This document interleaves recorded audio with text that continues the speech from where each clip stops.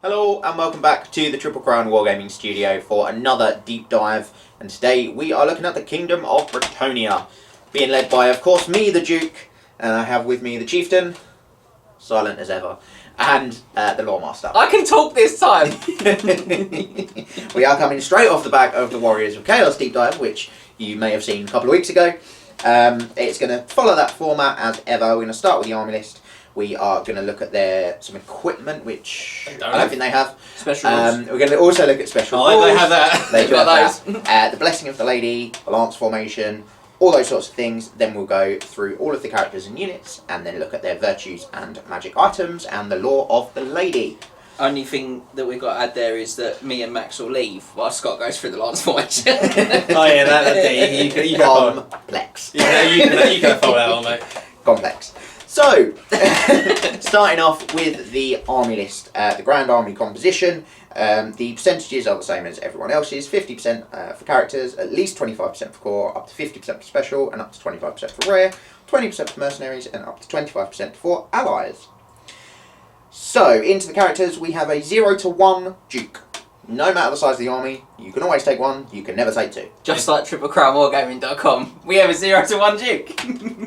And that is the big boy. That's the biggest of boys. That's the big boy. He is a big boy. I really like that though. I really like that it's not linked to how many level 4s you can have.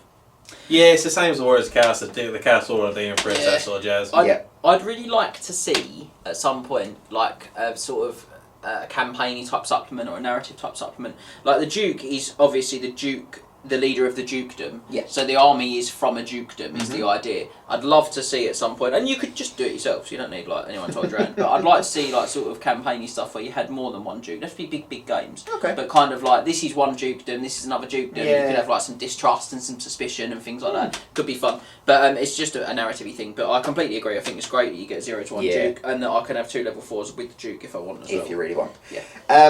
Then you've got 0 to 1 barons or prophetess per 1,000 points. So your barons are your sort of mid-level combat characters. Your prophetess are your level 3 and 4 wizards. Pretty standard across most, if not all armies, I'd say. You get a sort of combat character or a level 3 or 4 wizard per 1,000 points. I don't see many people use the Barons. They're in essence what the Bretonnian Lord used to be. Sort of, yeah. I mean, one less attack. No, same attacks as what they used to be. One less initiative. One less initiative. Okay. Possibly one less weapon skill. No, they they used to was be 6 back in the day. Paladins went up to 6 as Yeah, well, they which is did. what I see. Yeah. Yeah, I think the reason you don't see them is because you always see a prophetess. And then and probably a paladin, and then your points are gone. Because the rest of your points taken up by a Duke. Speaking of a paladin, you can take any number of paladins, damsels, which are your low-level wizards, and the new sergeant at arms. You can say peasant characters. You can take peasant characters. I wouldn't, but you could. Into core, you must have a unit of either Knights of the Realm on foot or mounted Knights of the Realm, but you can have up to any number of them. You also must have a unit of either men-at-arms or peasant bowmen, and you can have up to any number of them. Then you can have 0 to 1 units of Knights Errant per either mounted or on foot Knights of the Realm. Bit convoluted. It's the most restrictive core section I've seen so far. Yes, it really is. To be fair though, it doesn't really restrict them. No, it doesn't. No, I think the biggest restriction is you have to take a foot unit, a peasant unit. Oh. That's the biggest restriction. To be honest, every time 10 peasant bowmen are 50 points. I always see people just take like units of 15 peasant bowmen anyway with braziers to I never did. But to strip Regen back when Regen was strippable. From their braziers. You could do that. I take 15 men at arms because I have to make up core. To be honest, they are probably some of the most restrictive, but the Bretonnian knights are decent. They're alright, the core knights. And if they were all knights, I think with the lance formation in particular, the army would be... I think it's a deliberate attempt to restrict the power of the army. Yeah, of course, absolutely. Personally. Absolutely. On to special, you can take any number of units of squires, questing knights, Pegasus knights, and mounted yeomen. And then up to 2 units of battle pilgrims per 1,000 points. That's plenty of pilgrims. Plenty. That's two units too many. And and you get a very overzealous queue for questing knights, which I quite like.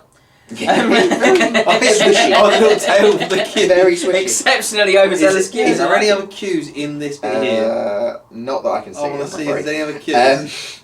But yeah, really unrestrictive from a sort of very restrictive core section to a very unrestricted special section. Yeah. And rare, to be fair. You can take any number of units of ground knights. that seems wild, and up to 1 field trebuchet per 1,000 points. Yeah.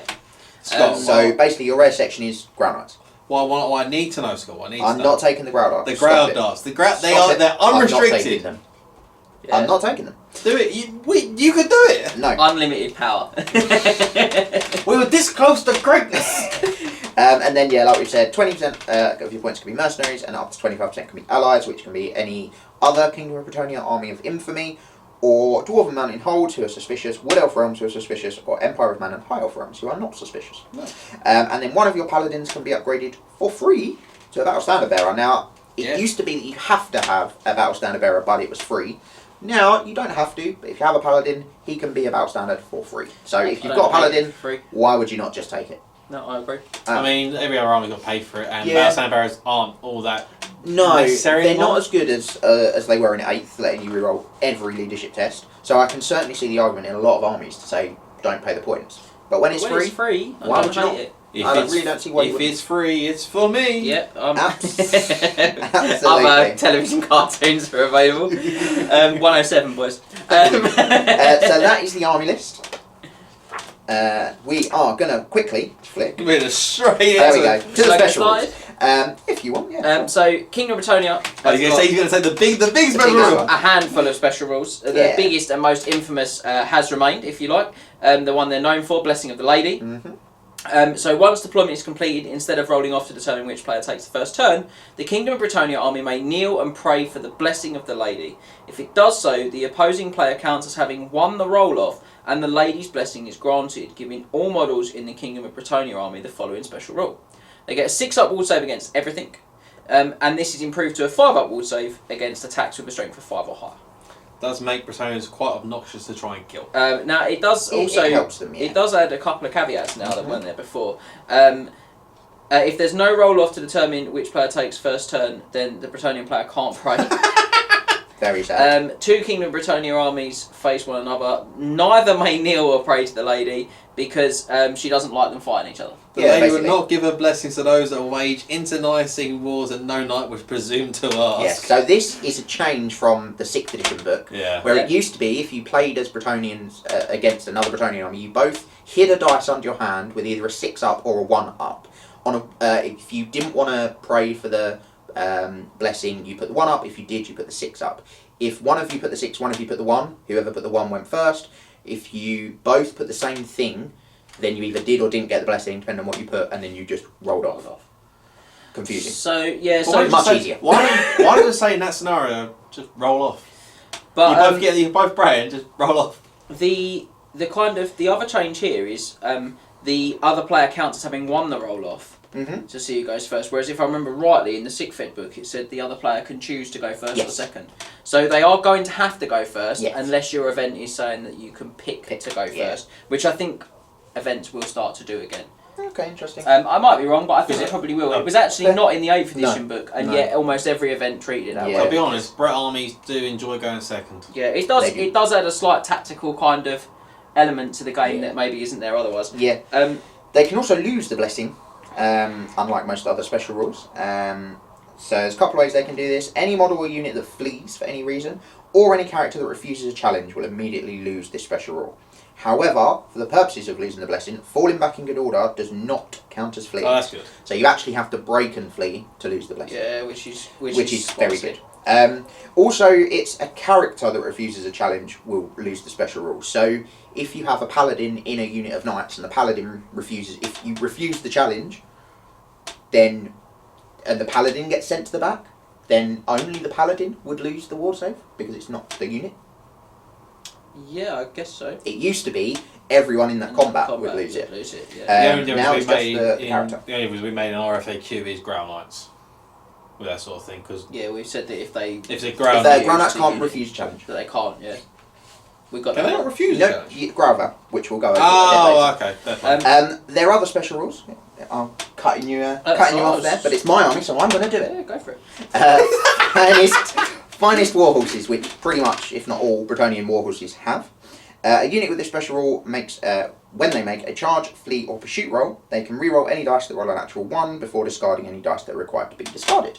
Very nice. So that's a change because they didn't take the barding penalty before. Yes, but barding yes. penalties are not a Doesn't thing do as such anything. anymore. Nope. They're built in. So yeah, that's nice. Yep. Lance formation, a unit consisting of models with this special rule can adopt a lance formation, which we'll go over separately. Yeah, when we leave. And peasantry. If a unit with this special rule is within 6 of a friendly model that has the Knight's Vow, Questing Vow, or the Growl Vow, and if that model is not fleeing, this unit can use that model's leadership characteristic instead of its own.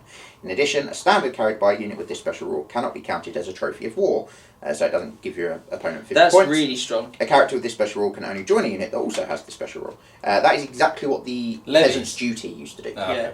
but it's really good that they have kept the not giving the Yeah. points for the banner because Yeah, it means big that you'd take the banner every time. I think now on a peasant Yeah, unit. It's very. You might as well have the extra combat res in case it cheekily helps you win it. Yeah. What I think is very similar, if not the same, to the levies rule. No. No, so No. levies rule not do the Levy's same? rule is you can't use the General. General's leadership. Or BSB. Yeah. And I think your banner doesn't give anything up either. Oh, I don't know if it does that. Okay. Possibly. Chivalrous vows. Yes. Can I do one? Yeah, go on then. Fine. Go on, to do like you can do the important ones. You can Alright, do the big thanks. ones, yeah. Cheers. I've got the chivalrous vows, the knight's vow. So a model with this chivalrous vow does not make a panic test when a friendly unit with a peasantry special rule is destroyed whilst within 6 inches of it, or when it is fled through by a friendly unit with a peasantry special rule. Mm-hmm. A unit with a chivalrous vow cannot be joined by a character that has peasantry. A character with a this chivalrous vow cannot join a unit with a peasantry special rule. Yes. So it's basically you can't be involved with the peasants. Sod No. your peasants off. Yeah. But yeah, so yeah, That's what your sort of base level knights have. So that'll be Knights of the Realm, Knights Errant, and Pegasus Knights. your characters and as well. 2 of your characters start with it. Yes. Oh, does the Duke The not? Duke starts with a Gravel. He starts Ah, with the okay. vow, The Questing Vow, which is the second one up. So this will be your Questing Knights, and you can upgrade your Paladins and Barons to have this. A model with this Chivalrous Vow has the Stubborn special rule and can reroll any failed fear, panic, or terror test. In addition, a model with this Chivalrous Vow does not have to make a panic test when a friendly unit with a Peasantry special rule is destroyed within 6, or when it's fled through by a friendly unit with a Peasantry special rule. However, a model with this Chivalrous Vow cannot be equipped with the Lance, either magical or mundane. A unit with this Chivalrous Vow cannot be joined by a character that has the Knight's Vow or the Peasantry special rule, and a character with this Chivalrous Vow cannot join a unit with the Peasantry special rule. You can, however, join a Questing Vow character to a Knight's Vow unit. Yeah. It's basically you can't be led by something below you, but you can. It's a stack. You can basically, lead guys. down. Yeah. Knights at the bottom, Quest in the middle, Growl Bad at the top. Boys at the top. Yeah. Maybe Growl. Questing vow seems pretty decent, to be honest. Yeah, Yeah, I quite it's like solid. It's solid. And then the top tier, the Growl Vow. So this is your Growl Knights and your Dukes, and you can upgrade your Barons and Paladins to have this. A model with this Chivalrous Vow is immune psychology, has magical attacks, and the Stubborn special rules. In addition, models with the Chivalrous Vow always benefit from the Blessing of the Lady and do not have to pray at the start of the game. However, a model with this Chivalrous Vow cannot refuse a challenge. A unit with this Chivalrous Vow can only be joined by a character that also has the Chivalrous Vow, or by a Handmaiden of the Lady. A character with this vow cannot join a unit with a Peasantry special rule. So yeah, like they were saying, it's a stack, basically. You can, if you're a character with that vow, you can join a unit that has an equal or lower vow. Pretty simple.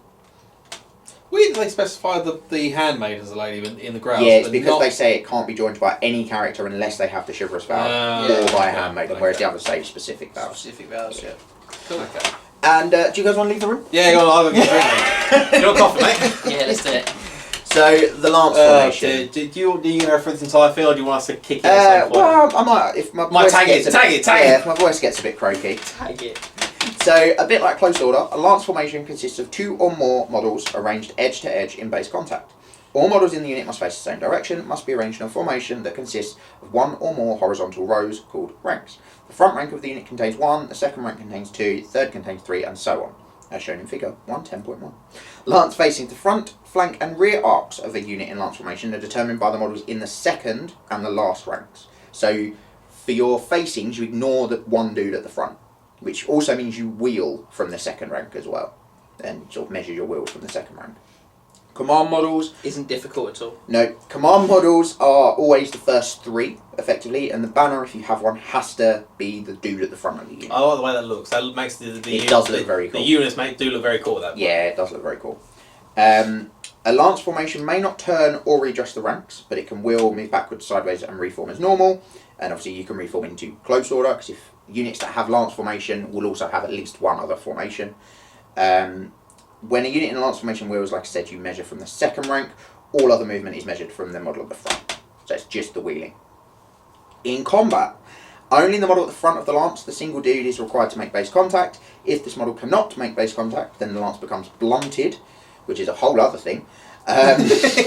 Super confusing. Whilst engaged in combat, every model on the outside of the lance is considered to be within its fighting rank and in base contact with the enemy unit's fighting rank. Now, I'm going to do it at this point. Yeah, this is where some of the This is where a lot of confusion, discussion, let's not call them arguments online have happened. So, there are 2-3-ish schools of thought originally online. Either you say, okay, so the edges of the lance count as in base contact, very clear, everyone agrees on that. And then you also say, well, the entire enemy front rank counts as being in base contact. Or you say everyone in the lance on the side counts as being in base contact, however, only the models physically in base contact with the single knight at the front in the enemy unit count as being in base contact. Or, third school of thought, which is a bit more abstraction, however, goes back to how it worked in 5th edition, which is when the arrowhead lances were used last time. You basically draw a sort of imaginary line forwards from the outside of the lance, and only models towards the enemy unit, and only models in the enemy unit that touch those lines or within those lines count as being in base contact. So you sort of use the width. Really hard to explain. Use the width of the last rank of the lance and sort of count that as your frontage, as if you're in base contact. That's how we're going to rule it at our event. That's how we've decided to play it. Unless there's an FAQ. Unless there's an FAQ which says otherwise. It just makes more sense it makes the most sense for me thematically doing it that way, because it's like the idea is the lance runs through the enemy unit. So the guys are just trying to swing around like that. So that makes sense. And also on that sort of note, we are also saying if you have a character in the lance formation, now combat characters must go on the outside of the lance. There's another bit which I'll get to in a second which says that. It's, I think, the last bit of the lance. You basically draw a line just for their base forwards to the enemy unit, and those models that sort of line hits are the models that can direct attacks against that character. Yes. Very confusing. Hopefully it will make more sense in games.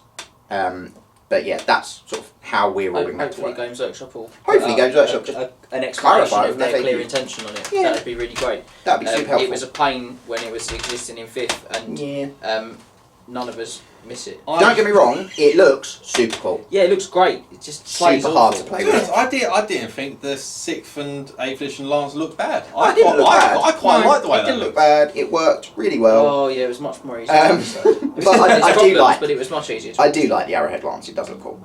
So rank bonuses.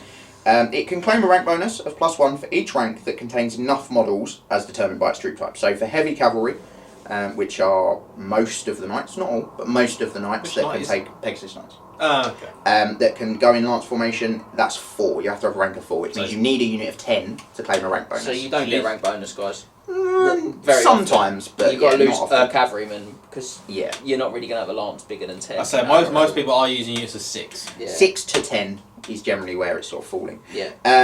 Lance formation can claim a bonus +1 combat res, like close order. Yeah. If a lance is charged in its flank, then the enemy aligned to the unit at its widest rank, so the back rank, and then the lance becomes blunted again. Blunting the lance. So this is where this will happen if the model at the front of the lance can't make base contact with the enemy, if it's charged. It makes a disordered charge, or it is charged by an enemy unit but does not or cannot perform a counter charge. And this is if it gets charged in the front, the flank, rear, wherever, it will become blunted. A blunted lance immediately reforms to adopt a close order formation. Place a number of models equal to the lance's number of complete ranks in base contact with the enemy unit that caused it to become blunted. You then rearrange the rest of the models to sort of form up normally. In the sort of, subsequent ranks. So what this... It's very confusing. If you are a lance of 10 knights and you get charged in the front and become blunted, you put 4 knights at the front, in the front rank, and then 4 behind, and then 2 behind that. So you become 4 wide. If you get charged in the flank and you're 10, you put 4 in the flank, and then the remaining 6 knights make the front 3 ranks 3 wide. So you go 3, 3, 3, 1, because you have to have a number of models equal to the number of ranks you had in lance formation in contact with the enemy. I mean, that example is the one showing. The flank one is the one that's shown, which I think, to be honest, they probably should have shown the other one, because the flank one makes more sense if you think about it, because it's the same width, they just shift over. Yeah, well, the front one is very confusing. They do and they don't, because you've also got the issue with the fact that the command's got to then go into what would be the new front rank. Yes. And they've got to go either side of the banner. In that image, they've not the command saying the what she's the whatever command model was on that side of the unit has stayed in base contact. Yeah, absolutely. Yeah. Don't get your lances charged. And to be honest, it's hard to charge lance because they'll just charge you. It often is, yeah. Charging them with infantry, because you can't counter charge infantry. But then you've got to be very close. You've got to try and get things have got to have gone very wrong. Yes, very wrong. So, casualty removal from the lance, you remove them from the centre of the rank, not the edges. So the models on the edge of that rank are always the last ones you remove. So they stay wedge-shaped for as long as possible. Yeah, you get the most amount of attacks for as long as possible, which is quite nice. Lance formations, skirmishers. So this works slightly differently to any other unit. When a unit of skirmishers charges or is charged by a lance, the skirmishers will not form up once contact has been made. Instead, each skirmisher is moved as directly as possible towards the lance in order to make base contact with it and with one another. Models that can make base contact with the lance are within the fighting rank of the skirmishers. Models that cannot are placed behind the fighting rank, and skirmishers do not blunt a lance. So this basically means you end up having like a sort of V-shaped skirmisher unit a lot of the time if the skirmishers charge you in the front, because they just keep sort of pushing. And if they've got enough movement to reach, the 2nd or 3rd rank of the lance. Final bit on the lance. I'm going to stop saying lance in a minute, I promise. No, you're not, because it's going to be last weapon. Not really. When a character joins a unit in the lance formation, they are placed on the outside of the lance, as I mentioned before, in any rank, displacing one or more rank and file models to the rear rank as usual. Should you wish, a character can take the position of a command group model in the 1st or 2nd rank of the lance. In such cases, the command group model must be placed further back on the outside of the lance and will in turn displace another model to the rear rank of the unit. So you can take the very front place. You can if you want. And put the banner in the champions in a second. Is that a making way? No, that's just if they want to do that, they can do that. They can take the place of the banner at the front? Yeah. Right, cool. If a character that's joined a lance is required to retire to the rear rank, to the rear of the unit, they may be placed in the middle of any rank, not including the 1st or 2nd, because the 2nd doesn't have a middle. A character that is retired cannot occupy a position on the outside of the lance and will no longer be within the fighting rank. That's it. It was only 2 pages. We're there. Does that make sense? Yeah, Nope. got it? Totally? Everyone at home got it? Yeah? No, still going to be problems. Loads of problems. It's more so the blunting of the lance and this. The blunting is by far the most It's also the bit. things... It means you have to constantly move models. Yeah, and the things that don't blunt the lance versus the things that do blunt the lance. There's only one thing that doesn't blunt the lance. It's only skirmishers that don't blunt it. Well, yeah, but there's also like weird scenarios we were playing before, and there's some scenarios that stuff happens and it doesn't blunt the lance, and you're like, oh right. But I can't remember what it was. But I remember I was playing. If the lance gets a counter charge, then they don't get blunted because they are also charging. I feel like there was like another. But that is it. That is pretty much it. I think you might have charged into the front, and then we countered you in the flank, and that didn't blunt the lance because you successfully charged in the front or something like that. I can't remember. I'm not going to digress. That's an interesting one. Yeah, there's like there's lots of kind of stuff like that that's a bit odd. There's the interactions with that can be really tricky. Sorry, yeah, I didn't write them. Lords. Yeah, let's get something a little more concrete. Yes, clearer, shall we say? So like the warriors, that's it. I don't think many others have 3 ranks of combat character, 3 levels of combat character.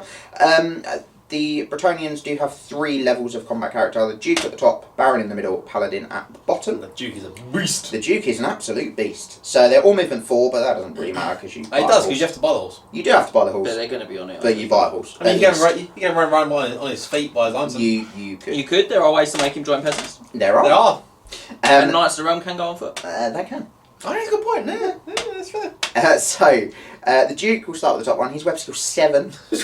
They're all ballistic skill 3. Duke is strength 5, toughness 4 with 4 wounds, initiative 5, 5 attacks, leadership 9 for 175 points. He's literally like a Chaos Lord 1 less initiative. Yep. Yeah. And 20 points cheaper. Yeah. Yeah. Yeah. The Baron is Doesn't web come skill with 6. full plate though, mate. No, he doesn't. They all come with hand weapon and heavy armour. The Baron is web skill 6, strength 4, 3 wounds, initiative 5 still, and 4 attacks. Still leadership 9 for 100 points. Wild. 100 points. He's really good. 75 point drop. You lose a weapon skill, lose a strength, a wound, and an attack. I mean, you're Keep losing the stuff, leadership. but the 100 points is very good value for Yeah, the 100 points is fantastic value. Yeah. Yeah. He's the old Bretonnian Lord. If you're looking at Yeah. the old book, he's drops one less initiative. That's yeah. it. And he can still take a hippogriff. Yeah. Yeah. And then the lowest level is the Paladins, the guy you can make your BSB. He's web skill 6, same as the Baron. He went up. He did. Strength 4, 2 wounds, initiative 4. I think he also dropped initiative. I think he was 5. And 3 attacks. Leadership 8 for 60 points. 60 is very, very good. Very good, I think. Yeah. Like I said, they're all hand weapon and heavy armor. No differences with them there. All of them can take a Morning Star, Great Weapon, or Lance if they're mounted for 3 points for the Morning Star, 4 points for the other 2. Shield for 2 points. They can be mounted on a variety of things. The Duke comes with. They all come with the Blessing of the Lady and Rallying Cry. The Duke comes with the Grail Vow. The Baron and the Paladin come with the Knight's Vow. And they can upgrade it to a Questing Vow for 15 points or a Grail Vow for 20 points. They can each take a single Knightly Virtue with no points limit. Mm-hmm. And a Duke can take 100 points of items, a Baron is 75, and a Paladin is 50. They are incredibly similar to the Warriors Chaos one. Yeah. Yeah. It's literally, it's almost word copy and paste. Yeah. The magic item allowances, they're the same as the Warriors of Chaos ones. The only difference really is the stat line's very similar. The only difference really is that the equipment doesn't change. You don't get full plate on the Duke, which would have been nice. Do you know, one thing I noticed about these guys here, they have a bit of skill value, Yes. Which means at some point in their life they have trained with missile weapons, which, from what I understand, the lady does not approve It's of. not fun. Throw spears from the back of a horse whilst hunting. That's a missile. You shouldn't be doing that, son. So They can do it with hunting. yeah, hunting. No. Look, overall, good. Very Your good. Duke's very, very strong. You're probably going to want to take one, but equally, I really like for your mid-sized games. Barons look great. Yeah, for Really sort of points 1500 and below, I'd be taking a Baron, not a Duke. Yeah, the Baron is the great value. Duke, But that does mean you don't get a level 4. yeah. At 1500. Yeah. The Baron is great value. He is very good value though. Up here, so you decided you take the Duke and a level 4 at 1500 points. Then Yeah. If you've got the points for it, If though, you've it got will the be a squeeze.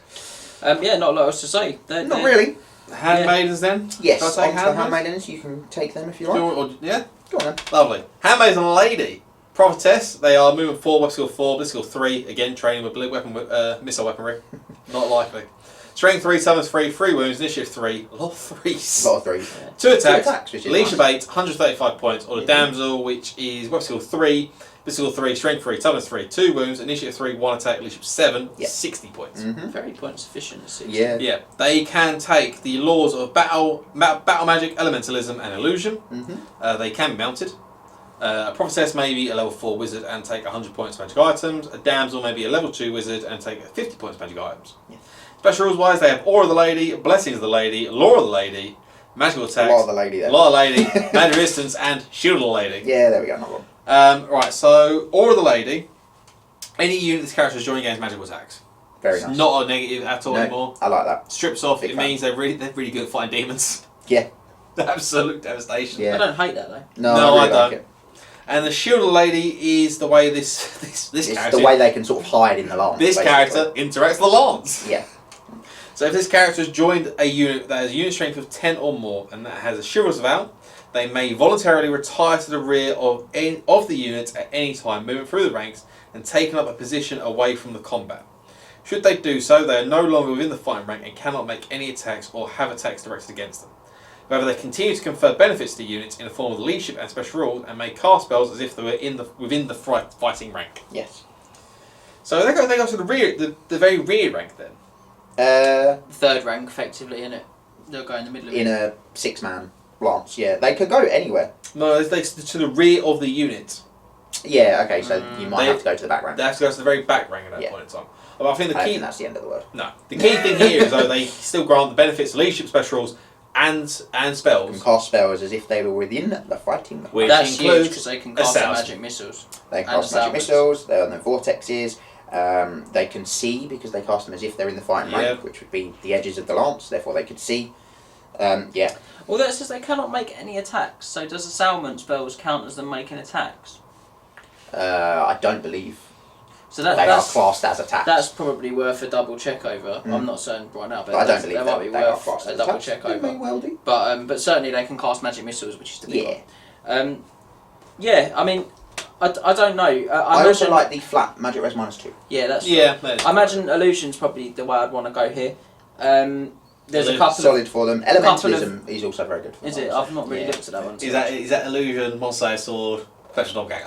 No, it could be. I mean, there's no It reason could why it doesn't have to be. But I think it's more the fact there's some decent control spells in that law. Yeah. There's one that stops your opponent charging, which I think Mhm. when you're cavalry, and you can have your lance blunted. Isn't it Colin Crystal now as well, which is a place in impossible terrain piece? Yes, I think that's illusion. Yeah, it is, and I think Yeah. there's one that might up the hit ratio or make the unit -1 to be hit. The unit that she's Clear part Scales. Glittering Given scales. Scales or glittering rogues. Clear Or Rolls if it's one of those. Rogues. Is that illusion? I think I that's think the it's Yeah, I think illusion. that is. So I don't hate that Yeah. too. So a few good Yeah, things no, there. to be fair, battle magic isn't terrible for her either. No. You're going to be saying level 4, so. Yeah, I think so. I really do think so. That's a rules of the game thing, I think. Though, to be honest, I have found she does a lot better when you run her outside of a unit. As much as she has a lot of buffs for a unit she is in, I think she does a lot better, as most wizards do, out of a unit. I think that's just generally all wizards in this game. Yeah. They prefer to be by themselves. Mm-hmm. Which- Next to a lance. So next she to can't a be shot, lance. obviously. But it does mean that they are susceptible to say stuff like bits and pieces that can affect characters outside lance. Yeah, like getting charged by stuff. Get You've got charged, to but be you've got careful about evasion that. for that. You do have evasion You for got that, evasion yeah. for that. And she's just generally a lot more manoeuvrable.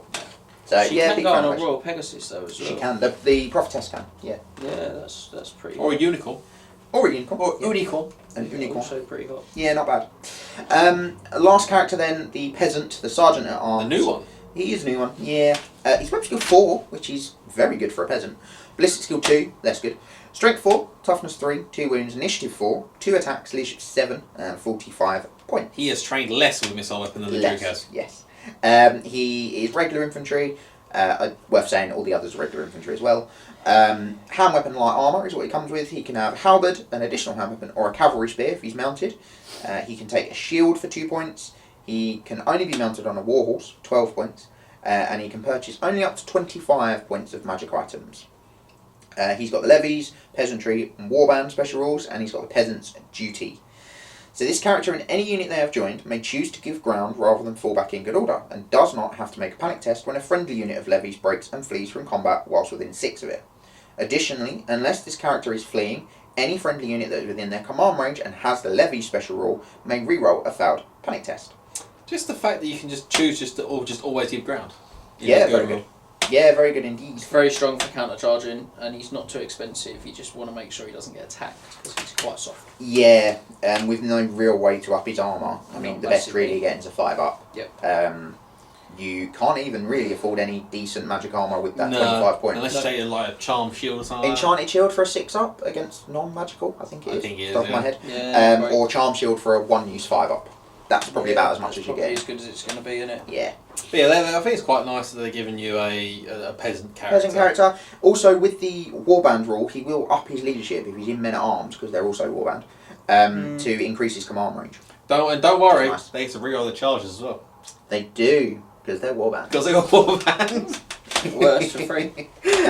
Character mount wise, like And we said, this is where we are. this is where the flavour is. Like we said, the sergeant at arms can only be mounted on a warhorse, which is movement 8, weapon skill and strength 3, initiative 3, 1 attack, 12 points, easy. It is It's your- fast cavalry and swift strike. It is your main your what's the word I'm looking for? Not purebred. What's the other word? Mutt. Okay. Your Thanks. mutt horse. So a Duke, Baron, or Paladin can be mounted on a Bretonnian warhorse for 16 points, a Barded Pegasus for 30, and a Royal Pegasus for 60, or the Hippogriff for the Duke and the Baron, which we'll get to a bit later. The warhorse just went through, which they can't go on anyway. The Bretonnian warhorse, also movement 8, so they effectively still ignore the Barding penalty, Yep. because they had Yeah. movement 8 before. Strength 3, 1 attack, no major changes. It's heavy cavalry over light cavalry of the Warhorse, and it's got barding. It's got countercharge, finest Warhorses, first charge, and swift stride. All good. All good things. The barded Pegasus. This is what your Pegasus Knights ride. So They finally going barding. yeah, they did. It's got 2 strength 4 attacks at weapon skill 3, initiative 4, and it gives the character a +1 wound. It's monstrous cavalry on a 40/60. It's got countercharge, first charge, fly 10, and swift stride. And as Max said, it does finally have barding. They're finest barding. Which That's is quite nice. good. Or for double that, 60 points, you can go for a Royal Pegasus. So this is also monstrous cavalry. So still gives you 360 line of sight if you are on your own or in a unit of skirmishers. It has got 3 strength 5 attacks at weapon skill 4. Ooh. Yeah, initiative 5. And it gives the character +1 toughness and +1 wound. It's also got barding. It's got armor bane 1 on its attacks. Which it does need, because it's got no penetration. No, it doesn't have any AP otherwise. It's got counter charge, first charge, fly 10 steel, 2 stomp attacks, which is very nice, and swift stride. That's got more stomp attacks than the Chimera does. Yeah, it does. Yeah, tell me you got a new model. Without telling me. Yeah, they're decent. 60 I points quite about like the right, Royal I think, as well. Yeah. Don't think they're too And it's the expensive. one that comes in a new army box, so Um, you're going to have one anyway. Could be very good with the damsel on it. Or the prophetess, because she's the only one. Yeah, so it's what I'm Onto the wizard mounts. They can go on either type of warhorse. Standard warhorse for 12, Bretonnian warhorse for 16. The royal peg that we just looked at for the prophetess only, Or the unicorn. or the unicorn for either of them for 35. So this is move 10 with 2 strength 4 attacks, so weapon skill 4, initiative 5, and gives you +1 wound. It's monstrous cavalry on a 40/60. It's got hooves and horn, which counts as a hand weapon. Armor bane 2 for the unicorn. Armored hide 1, gives her a cheeky 6 up armor. Beguiling aura, which I'll go over in a second. Countercharge, magical attacks, 1 stomp, same as a chimera, and swift stride.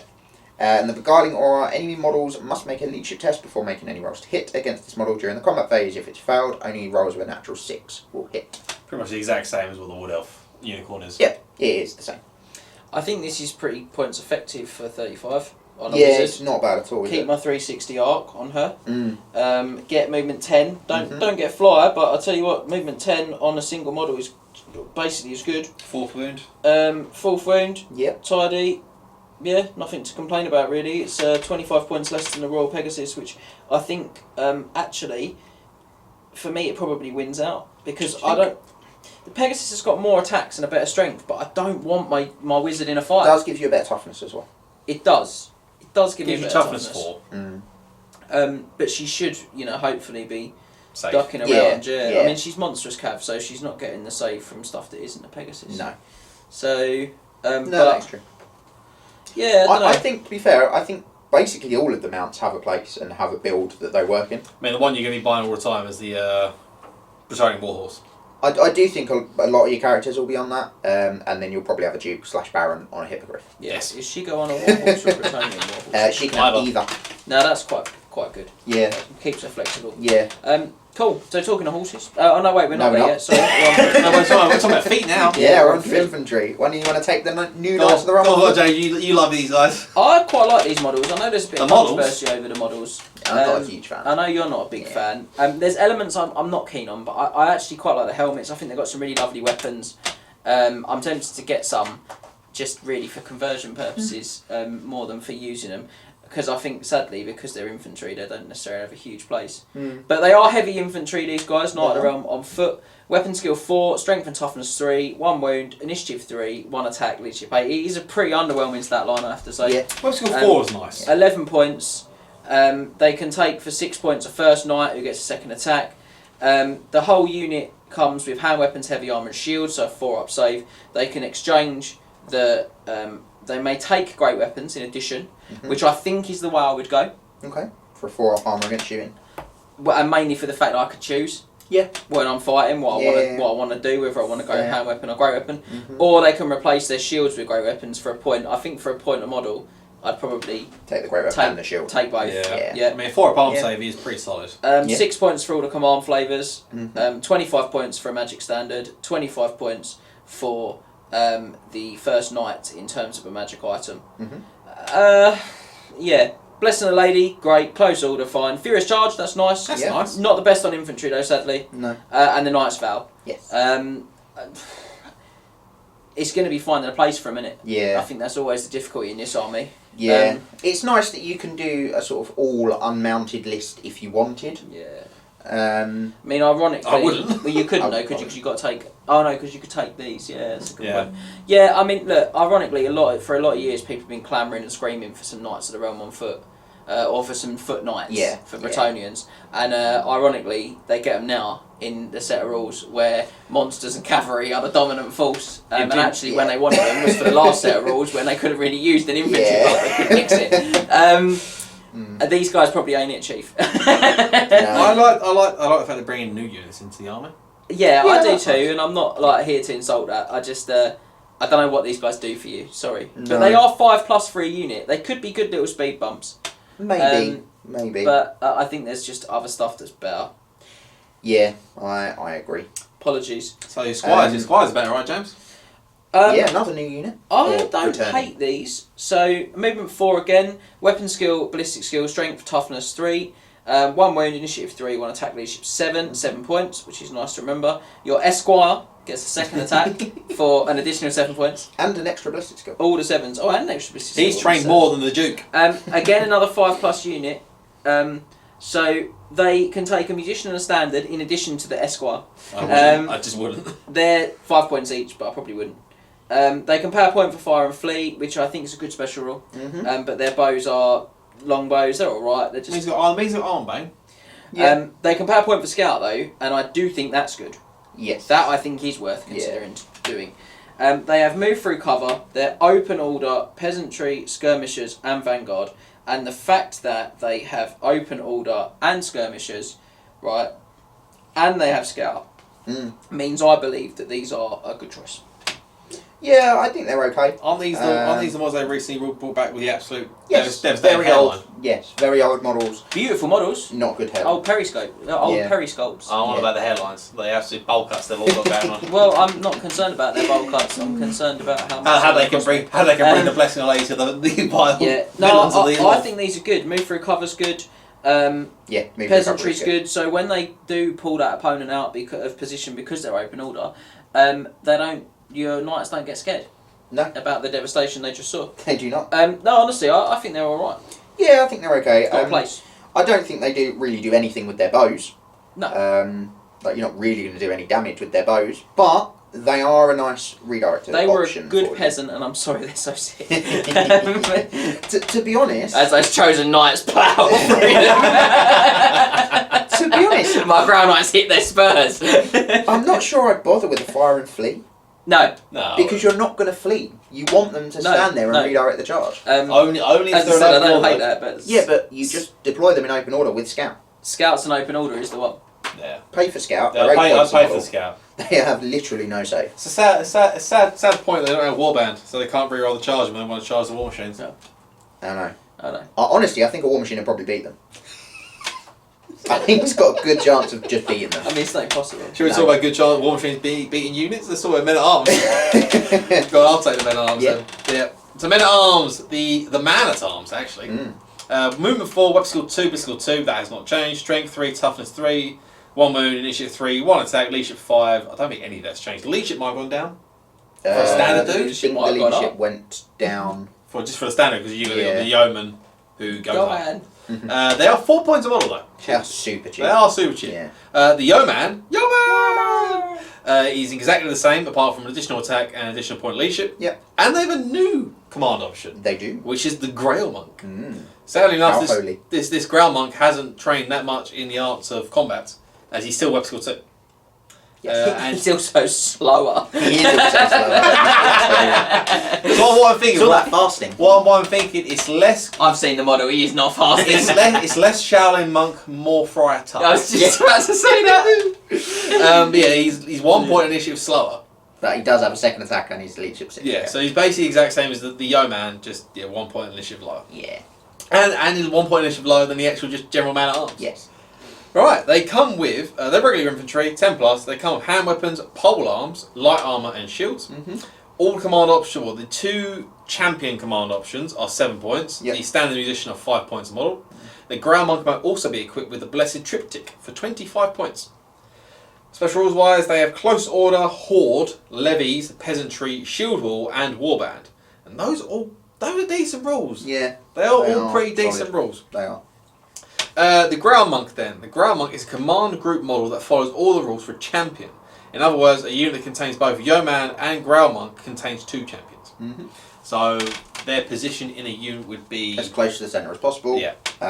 Just trying to accept fight each challenges. other, trying to get close to the centre. Yeah, that's right. Issue and accept challenges. You can attack the ground monk separately if you're in base contact with it, Yeah. etc., etc. That's the ground monk's biggest problem. Yeah. It is. Yeah. And then he has a blessed triptych, which is 25-point upgrade. A unit that contains the blessed triptych gains stubborn. So you've got stubborn and shield ball, so you should just be losing in combat massively and then automatically just moving back 2. Yeah. In theory. Yes. However, You're going to get attacked the by... ground monk is champion, follows all the rules for such, and as a result, I'm going to chop his head off. Yes. Because he's weapon skill 2. Initiative 2. One wound. One wound. Toughness 3. 3. Yeah. And I just He's think got a 5 up save. that's a massive miss. Because stubborn is 1 use Mm-hmm. now, would it have been so hard to just say a model in the unit can carry the the blessed Or the standard bearer can be upgraded to have a blessed triptych on it if you also have a ground monk. Yeah, something like Yeah, that. I could have done it that way. Like- To be honest, though, I will say maybe this is just new edition syndrome. No one attacks the ground monk. No, Yeah. because no one realises you can't wipe out the front rank completely. And I think you'll always have that. You'll always have but I think your top players, you saw it in every edition absolutely. before that. Yeah. Your top players, they identify the areas of weakness and they target it. A lot of the time, people wouldn't attack the warrior priest in an Empire army. They wouldn't do it. I won tournaments of Empire with no one doing it to me. I'm thinking, why is this happening? But it should have been happening all the time. Yeah. Good players would do that immediately, and you'd know when you were playing a quality player because they do it straight away. Yeah. And for me, the problem with this is that if I play anyone, when it matters, Mhm. when it's worth their salts, when it's table 1, game 4, game 5, that's when he dies, breaks, and they jog on. Yeah. And I'm in loads of trouble.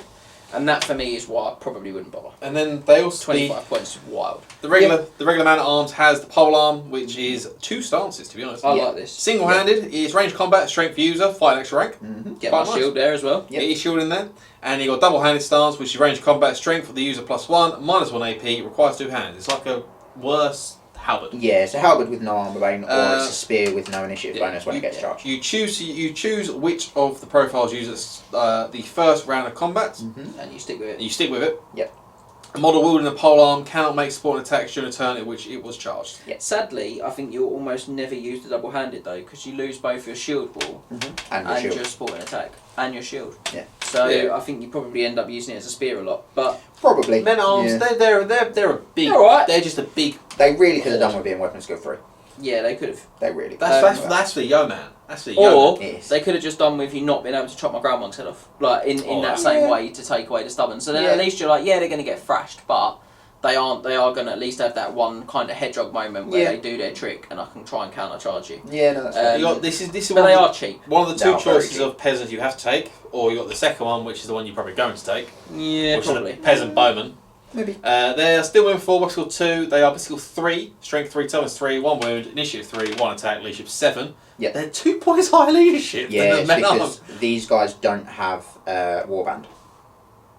Ah, okay. Fair. So the men at arms will get a better leadership most Yeah. of the time from Yeah. And warband. they are 5 points a model. The villain, the champion for the unit, is the exact same apart from he has West Skill 4. Yeah. They are equipped with hand weapons and longbows, so they've got armor bane on their longbows, which is quite good. Yep. Not bad. They may all take light armor. I wouldn't bother. Nope. The champion is 7 points, and the standard musician are 5 points.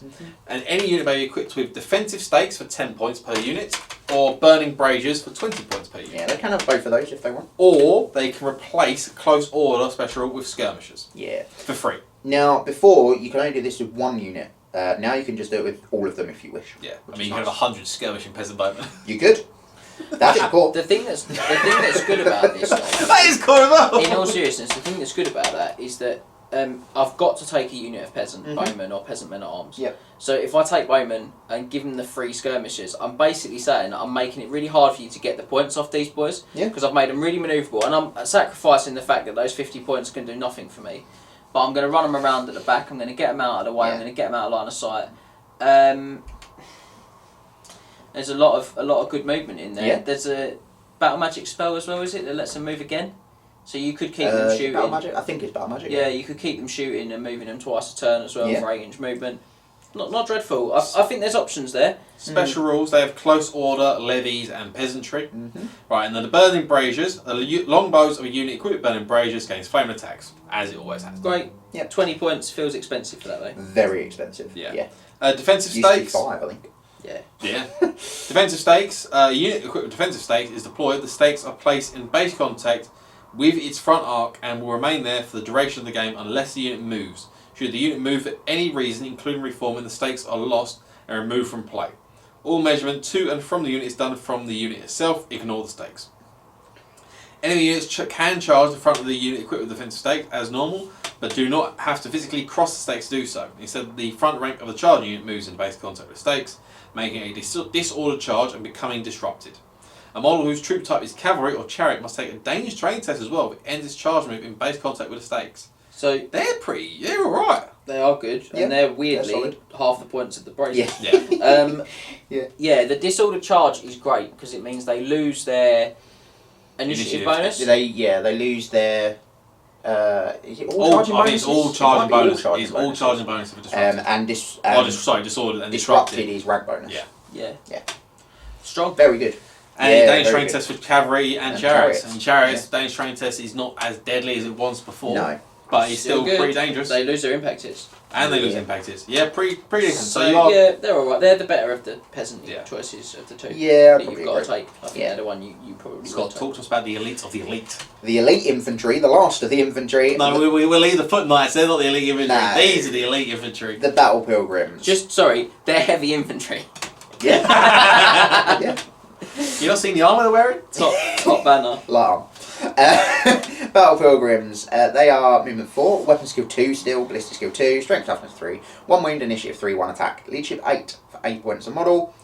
You can purchase a Growl Reliquary or Relique, however you want to pronounce it, for 65 points. So this, you don't have to buy it. You don't have to anymore. No.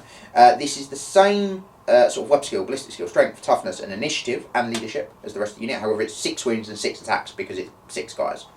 Takes up the space of 6 dudes, 50 by 75. The rest of the unit's on 25. 6 guys doing a really weird cosplay. Yep. And unit size now is 5 to 30. The Growl Leak is the only upgrade option you have, so no sort of other command options. Special rules wise, the Battle Pilgrims have got Close Order, Hatred all enemies, Levies, Peasantry, and Stubborn. And the Growl Relique has the Blessings of the Lady, Close Order, Growl Reliquary, or Relique, whatever you want to call it, Hatred all enemies, Levies, Peasantry, Retinue of the Saints, and Stubborn. Growl Relique, it's placed in the centre of the front rank of its units, or as close to the centre as possible, and occupies the space of and counts as 6 models. 2 in the front rank, 2 in the second, and 2 in the third. If the unit turns or reforms, the Growl Relique must be repositioned into the new front rank. Casualties are removed from the unit as normal, but the Growl Relique cannot lose any wounds whilst any Battle Pilgrims remain. Only once all of the Battle Pilgrims have been removed from the unit can the Growl Relique itself lose wounds. The Growl Relique counts as both a standard bearer and a musician for its unit. Whilst the Growl Relique model itself is within 12 of a friendly model that has the Growl Vow and is not fleeing, its unit gains the Immune Psychology and Unbreakable special rules. Pretty decent. Yeah, it's not bad. Retinue of the Saints, your army may include up to 1 Growl Relique for every character or unit with the Growl Vow. So there is still a limit on the number you can, at least the number of reliques you can take. Remember we say 4 Growl Darts? Please stop. But you could just take units of Battle Pilgrims without the relique now, which you couldn't do. Oh, you can actually take just the Pilgrims without the relique. Yeah, That's pretty decent. They may include a relique. Yeah, that's fair enough. Yeah. And to be honest, Immune Psychology and Unbreakable, you'll probably have something with the Growl Vow in your army. You'll almost certainly have something with the Growl Vow in your army. It's just whether it's within 12 of the Growl Relique. 12 is quite a big bubble. It is a large bubble. It is quite a big bubble. And in fact, your lances are going to be quite deep, realistically. Yeah. If you have some there are ways of getting characters making you talk in units as well. There are ways of making you talk. You could get the Growl Vow in a unit, which is great, and then it becomes a real speed hump. I like these. Speed bump or speed hump? Same difference. I can't remember if I said, but they just come with light armour and shields. They've got 5 up save. Not bad. The Hatred's nice. It helps the shocking weapon skill. The Reliquary has Blessing the Lady. It does. So if you were too wide, we discussed this before. We did discuss this. I think, to be fair, that's the only way you're going to see this run. You're not going to get any. You're not going to get any odd. rank bonus because you're not going to be in battle No. mode. But you might be unbreakable, so why do you could go 4-way. You'd have the guy in the thing in the middle and 2 guys either side of it, I suppose. Yeah, the problem is though they then attack just attack the battle pilgrims. the battle pilgrims, and you don't get the blessing the stage. blessing. So it means you last longer. You've only got the Growl Relic in the front rank. They have to hit the Growl Relic, which has the blessing. It can't take wounds, so you just remove battle pilgrims. Yeah. That's sort of, I think, the only way you're really going to see these runs. That's what I would do. That's the end of infantry. That is it for infantry. I think that's good though. Yeah, it's not a bad option. I just don't think it looks very good. But Tall it's not a bad option for it. Tall ponies to me. You know what else doesn't look very good? Big long lines. Let's do horses. Give me some ponies. Come Yes. So the lowest level of knight. So that's not the lowest level. It's the Yeah, it is. Yeah, it is. Knight Errant. The knight. No, they're the same value though. No, it's the lowest level. They are. I don't think they've changed actually stat-wise at all. Web skill 3, bliss skill 2, strength softness 3, initiative 1. Initiative 1? Wounds 1, initiative 3, 1 attack, leadership 7 for 19 points. They're on a Bretonnian warhorse, which is movement 8, strength 3 with 1 attack. The gallons. The Gallant is just an extra attack for 6 points. They are heavy cavalry, units of 5+. The knights come with hand weapons, lances, heavy armour and shields. And the warhorses come with barding and a hand weapon. All of the command options are 6 points, and you can take a 25-point magic standard. The special rules: blessings of the lady, close order, finest warhorses, first charge, impetuous, lance formation, swift stride, knight's vow. And here we go with the start of the cavalry. Yeah, you're sort of staple of Bretonnian armies, really, isn't it? So you have to take 1 unit of Knights of the Realm, either mounted or on foot, per unit of Knights Errant you take in the Grand Army list, anyway. They're not bad. I don't think they were as good as they were. So a lot of the time, what you saw with Knights Errant in sort of 8th edition at least, and at least probably back to 6th, was Knights Errant with the Infantry banner, which let them be strength 6 on the charge with their lances. Yeah.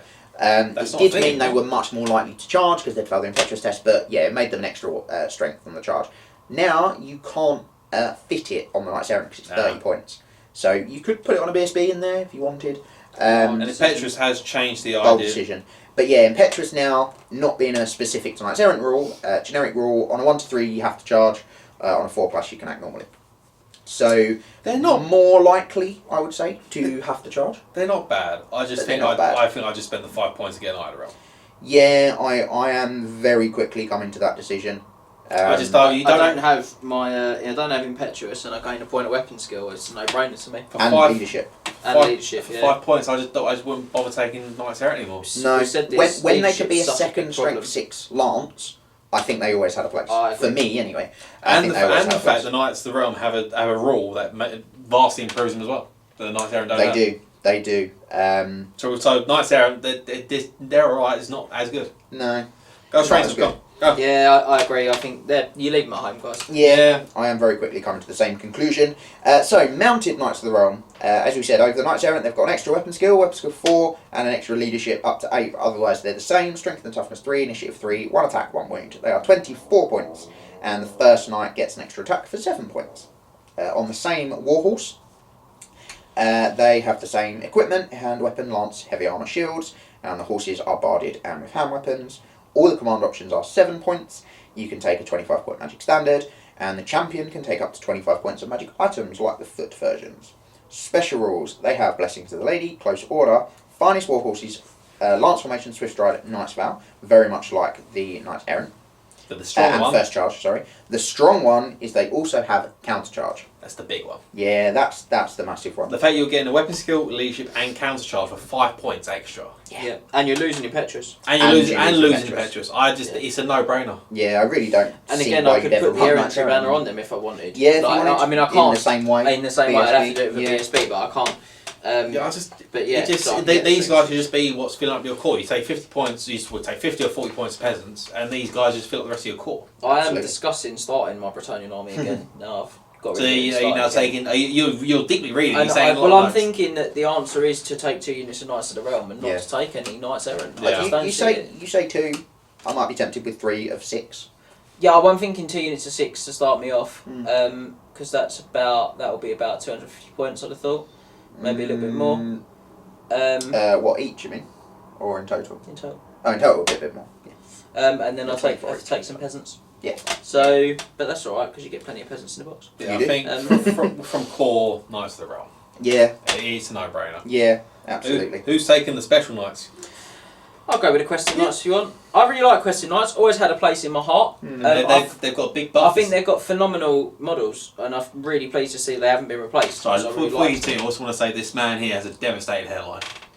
Yes, the he's question seen mark some on the stuff. page. The Right. man's hairline is running away from him. But definitely got better. So retain the 26-point price tag that they had before. Weapon skill 5 now Up though. to 5 now. Instead Yeah. of weapon skill 4. Yeah. Strength 4, toughness 3, exactly the same. 1 wound, initiative 4, believe that's the same. 1 attack, leadership 8. So just an improvement to the weapon skill. The Paragon gets a second attack, which is fantastic. They stick with the same horse as everyone else, movement 8. Hand weapons, great weapons, heavy armour and shields. So we've got real flexibility here, and they're going to get that 3-up save against shooting. Now you used to have to pay for the shields, so actually they've got cheaper. Yeah, pretty sure it was a pay, like a point or 2 points. I might be wrong. To be fair, I never took them in hand. Max can check it out. Maybe. So 7 points for each of their command flavours. Paragon can take a single knightly virtue, no points limit on that, which is pretty hot. Magic items for 25 points on that bad boy as well. No, they come with a shield. Oh, they No, came they with came it. with Sorry, shield. I thought they had to pay.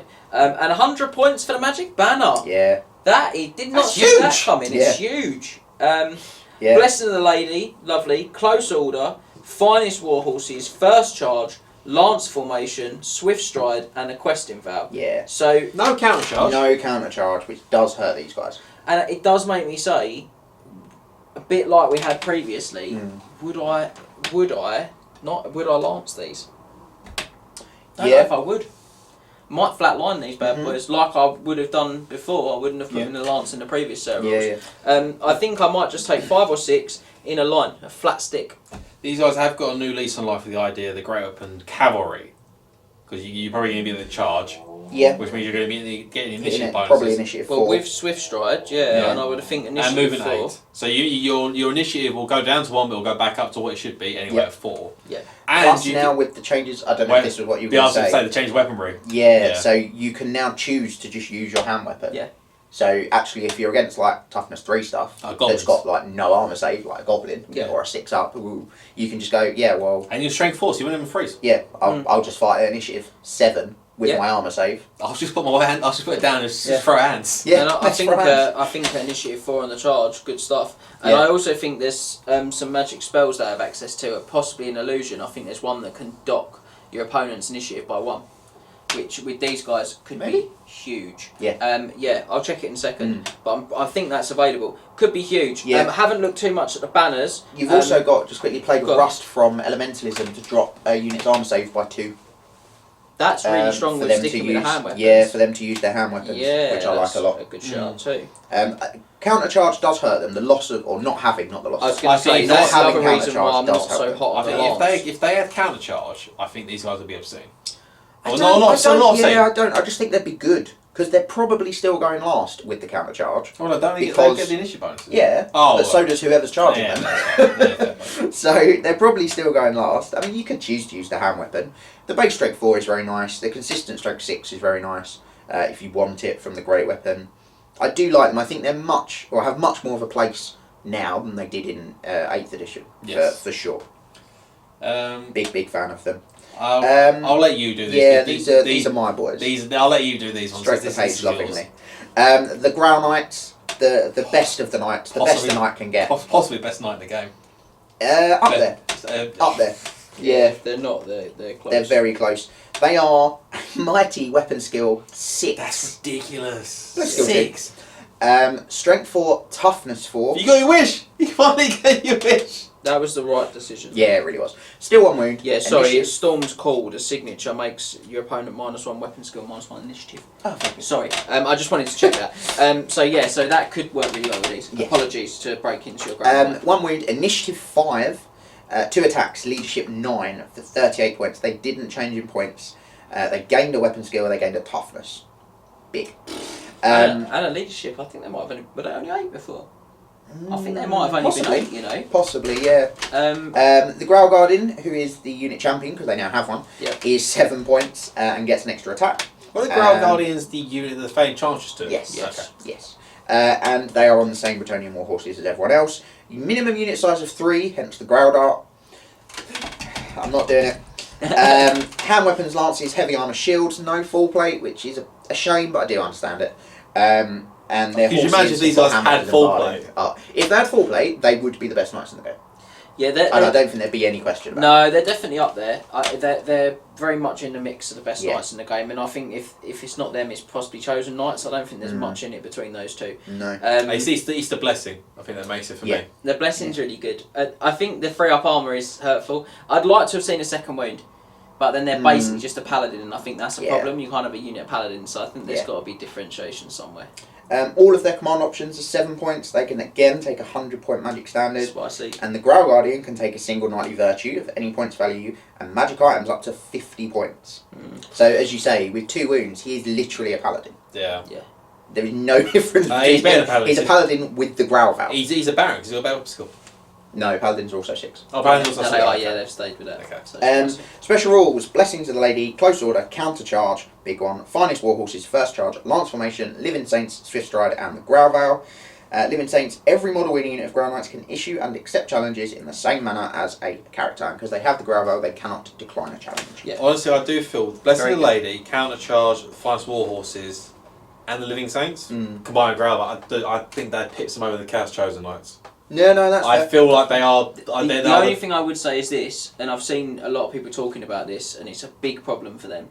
Is I've got to say my big Cow Sword and the Dragon, and these bad boys, they go in, they're going to thrash him because I've got 6 or 8. Yeah. I have to accept that challenge. And then I go, yeah, I'm a bit concerned. You've got millions of attacks, high strength, lances, really pucker weapon skill. That's all right though, because I'll just challenge. Yeah. You have to accept. I decapitate that guy. Next. Now you've not got your lances. Yeah, and I've probably got enough in my locker to pass the leadership check, or maybe even win the combat because my monsters You'll win the attacks combat. as well. You'll beat the corpse. That's what I mean. You'll stop on the Because corpse. you'll beat the corpse, and then next round I'm like, well, now I don't mind, or if I'm really concerned because something else has happened, I'll just do it again. And if you do end up falling back in good order and getting charged again, I'll just challenge. I'll just challenge again. So so that is, and it's the same problem that Blood Knights have. For the same reason, another very dangerous unit of knights, but ultimately will just be stopped from busting the best off in the game. lets them down. Yeah, they are an insanely good unit of knights though. They are brilliant.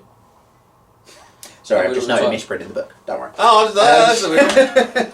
I've always put a ground knight. No. So the last unit of knights. I think No, you saw them manual. they're not knights. They're knights. They're cavalry. They're not knights. Well, I'll take They're peg infantry, knights. actually. Apparently they're infantry. I'll take peg knights. Yeah, okay. So peg knights, they are weapon skill 4, weapon skill 2, strength 4 times 4, 2 wounds, initiative 3, 1 attack, initiative 8. Yeah. 55 points a model. The first knight is the exact same with 1 additional attack and 7 points extra, and they are mounted upon barded Pegasuses. Yep.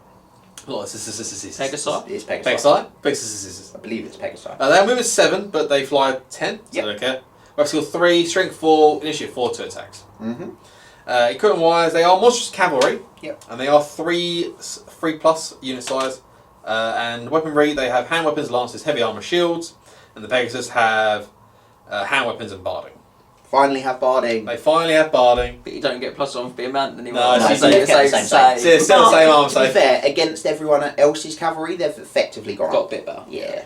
Option wise, all their command options are 7 points a model. And you may take a magic banner of 50 points. Yeah. Up to 50 points. And they have, special rules wise, Blessing of the Lady, Counter Charge, Disperse Formation, First Charge, Fly 10, Furious Charge, Lance Formation, Skirmishers, Swift Stride, and the Knight's Vow. Yeah. Disperse Formation, sorry. Whilst in Skirmish, every model in a unit of Pegasus Knights must be within 2 inches of another model belonging to the same unit rather than the usual 1. Yeah, it just lets them be a little bit further apart. Otherwise your wings would probably get in the your way. wings are not clipping. What I do like the idea of people have such a tool about doing it is putting these guys in lance formation. Yeah, I Which don't. is just. I don't hate a unit of like 5 of them or 6, but I think you're sort of wasting the points of the 6th one. I don't hate in a lance it. formation. It just the modelling aspect of it is going to be an They absolute take up quite a bit of space. Yeah. I'm just trying to get so they don't clip each other. So look, these have had a huge glow up for me. Yeah, massive. Yeah. Strength 4 on the riders, massive. They Yeah. were always strength 3. Toughness 4 as well. Oh, they were They so were. the pegs. 2 wounds is a shame. they I would have were. liked to have seen the 3rd wound on them. I Yeah, really that would have been nice. But I would mean, the take regular- the Furious Charge on them. Yes. I like that a lot. Am I right in thinking? Yeah, that does make sense because they are basically a Knight of the Realm on a Pegasus, with the Pegasus only gave you +1 wound from a character mount anyway. Yeah. We're going by Yeah. that sort of Yeah, idea. but the characters are base toughness 4. Yeah. Yeah, but I think I would have gone with 3 wounds. But look, these are good. The 360 Arcosight for charging and for Skirmish, getting yeah. around Yeah, when you're in skirmish is skirmish is good. I know we talked about the Lance and doing the 5s, but I think 3's plenty for these guys. But I think And flying them around in skirmish. my issue with that is if you're only taking a unit of 3, just run them in skirmish. Don't bother with the lance. That's what I'm saying. Yeah. I'd Does- take them in 3 and run the skirmish. Right. Does first charge have any caveats to unit strength that you have to be? No. No. No. So they're first charge. So they're going to be getting the first charge. Yeah. Again, something they want to. Again, so again, something that's going to you get rid of the rank bonus. So like, yeah, well, these 3 guys are good. What they are quite nice for as well is what a lot of people said. Oh, you get rid of the first charge by just chucking up some chaff in front of those, like Knights of the Realm, whatever. I'm a fighter. That's fine. You do that. The Knights of the Realm charge them. These guys fly around to the flank, charge something in the flank, use their first charge for the Knights of the Realm to hit the front, and go. You don't have any rank because of the Pegasus Knights, and here's all my 7 Knights attacking you plus my character and all that. That's what I like them for as well. Yeah, I'm a big. Yeah, I like these. I think they're so much better. Yeah. They're definitely something that's They on my, same points bit more on value, my they- team sheet. Exactly the same. Exactly thing. the same. Okay. Big Yeah. improvement. Yeah. The next So- one, say with me. Yeah, Yo, man. Who are apparently infantry. Yeah, they are very infantry. Even on though the they block, are on a warhorse. yeah. So they're mounted yeomen. They Yeah. are Great models. That's where I'm going to start. Yeah, they I'm are not a nice big fan. models. I'm not a big fan. I of quite those. like them. A They lot of are- mine have lost their tails. Weapon skill 3, but skill 3, strength 3, toughness 3, All the 1 threes. wound, initiative 3, 1 attack, leadership 6, and Mhm. 13 points a model. I think they're the same points, roughly. And the warden Um, is the exact same apart it's from extra additional attack. And he's 1 5 point points more extra. than a Marauder Horseman. Yeah, 1 point more than more horseman. But special. But they are on special, yeah, that is a Yeah. good point. They are like cavalry, 5+ unit size. They come with hand weapons, cavalry spears, and short bows. The warhorse has a hand weapon. The entire unit may take light armor for 2 points a model, or shields for 1 point a model. What I like now is that doesn't stop them. It used to stop them being fast cavalry, so it doesn't affect what they can do anymore, which is nice. Although I don't think you'd ever do it. No. No. Command options, they're all 5 points a model, and you can buy Feigned Flight for 2 points a model as well. Which I do think is a rule that's not realistically anywhere else. There's not a lot of stuff that has No, Feigned there's not No. too much that has feigned flight. They- I don't know how useful it is on them. Feigned Flight, I'm you honest. flee and then automatically rally? Yeah, because why do you want to flee? Like, I'd have these in open order, which Unless I appreciate is you- not what I've done unless in you battle got- rules and games I've played in the past. Have them in open order and use them as a redirector. Like Unless they you always are going for a double flee tactic, I suppose. used to. Yeah. Yeah, I mean, Yeah. the fast cav means they can pivot 90 at the end of their move if you Yeah. keep them in open order. Yeah. And then they've got Even if they reserve march. move. Yeah. So specials you wise, could yeah. you could move them up, pivot them, and then in the shooting phase reserve move them, which would give you the same effect as the march, but give you a bit more of the movability back, make them Yeah, a bit but more like. so yeah. To be fair, I don't know why they've got fast cav because open order lets you move Far- and then pivot. No, if open order lets you move and pivot if you don't march. Yeah, but reserve you can't march and reserve move. No, you can't. But what it's giving you is 2 options. Fast cavalry can then go up They and can then march pivot at up the and end. do the pivot. Yeah, I After suppose. the march, Yeah, I whereas suppose. the other option would be to move, Yeah. pivot, and move again. So effectively, you're Yeah, getting, fair. you're changing the point where you pivot. Just gives them Fair. a bit more regularity. Yeah, special Yeah, rules wise, that is they're fast cavalry, fire and fleet, levies, open order, peasantry, reserve moves, skirmishers, and swift stride. Yeah. Yeah, again, They're alright. I struggle to find a place for them. I think redirection's important. In terms of blocking off enemy charges, important. But you can countercharge a lot, and infantry aren't going to catch you out. You can countercharge monsters and other cavalry. What I think has So- hurt these is the inability to really up unit strengths with like spells. Because what these were actually really good for, or what I found they were good for in 8th edition, was fighting things like eagles. Yeah. Or other chaff, or war machines, stuff Yeah. like that. Now they're strength 4 on the charge with their cavalry spears, not bad. But their toughness 3, they have no save unless you pay 3 points to give them a 5-up save, which I probably wouldn't bother. No, it's not good enough save. No, it's not good enough save, so they're just going to die. Yeah. And when you could make them, Wisson's Wild Form, which Beast was a staple of my Bretonnian's army for a long time, when they were suddenly strength 5 on the charge with their spears and toughness 4, they actually went in and killed an eagle, or they, killed some chaff for a war machine crew, reasonably comfortably. So yeah, I think that's a bit of a shame for them. But I do think they have a place. Yeah, I think they're all right. I'm not sure if I need them anymore. I think I actually needed them more before countercharge existed, but now countercharge existed. Yeah, that's fine. I'm pretty confident a lot of the time with my knights that I'm going to win the fight. Yeah. Unless you're a really, really good unit of knights, in which case I'll probably sacrifice one of my weaker units of knights to then hit you with something better. Yeah. I just don't know if I need to find the points for these guys. No, I that's like fair. them. I like the models. I do not like how expensive they are. Not points, Okay. I mean money. Oh, Um, okay. Wild. Yeah, fair. Actual moolah. Yeah. Wild. That's actual cash dollar. Yeah. Come on, Chief. Talk Let's do it. monsters. Yeah, Talk Can I monsters. do the monsters? I like Yeah, monsters. go on then. You know, I like a rant about a monster. Go on then. Monsters are generally my thing. He's doing the monster. I'll do the monster, and then Scott can do the trebuchet. I know he's a big Lucky fan. me. You've done, no. We've all done our own big monsters so far. Let's No, not it's have fine. these big monsters. Fine, don't have it. You did the forest dragon. I did the chaos apologies, dragon. yeah, go on. No, no, Hippogriff. No, have no, it. I'll do the trebuchet. I don't care. I can moan about that. So the hippogriffs, this is amount for barons and dukes only. It is 120 points, which I think is phenomenally reasonable. Same points to Manticore, isn't it? Frantically comparing him to the Manticore Yeah. in my head. We've already done this. No, we didn't. Oh, we did the We went griffin, for the griffin, not the not the hippogriff. You carry on. Do He's your moved own. at 7, but he's got fly. He's weapon skill 5, strength 5. He has a toughness and 3 wounds. He's initiative 5 with 4 attacks.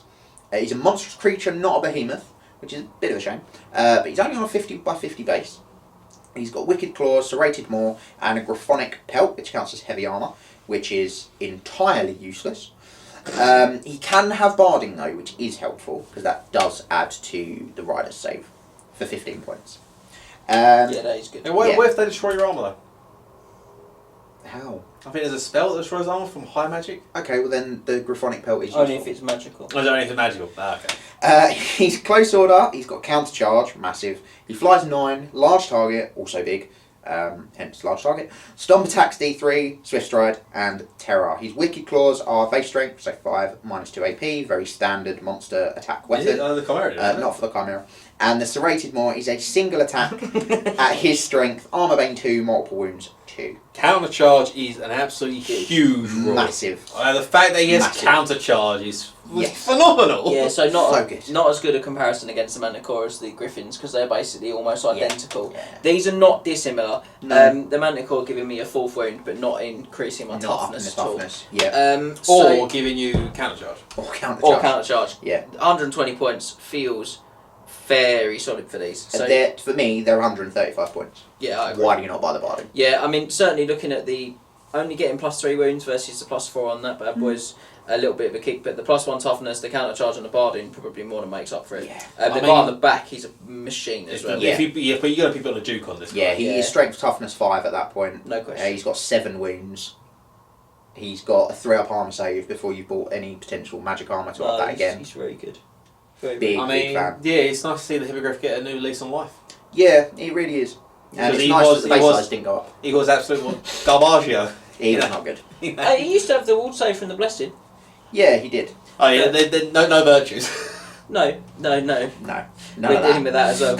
Yeah, I mean, look, it's another classic. 50 by 50 base, I think, is the biggest strength of this guy. Yeah. Very small, gets into a lot of places, big damage character. Yeah. He's gonna rip for a lot of stuff, and actually, you can tool him and his rider up to really be able to deal with the worst threats in your opponent's army as well. Yeah. But I absolutely. think He's a fantastic choice. You'll see him I all the do time. feel yeah. like you have to sort of take one of these to be able to combat the ultra competitive Dragon Lords out there.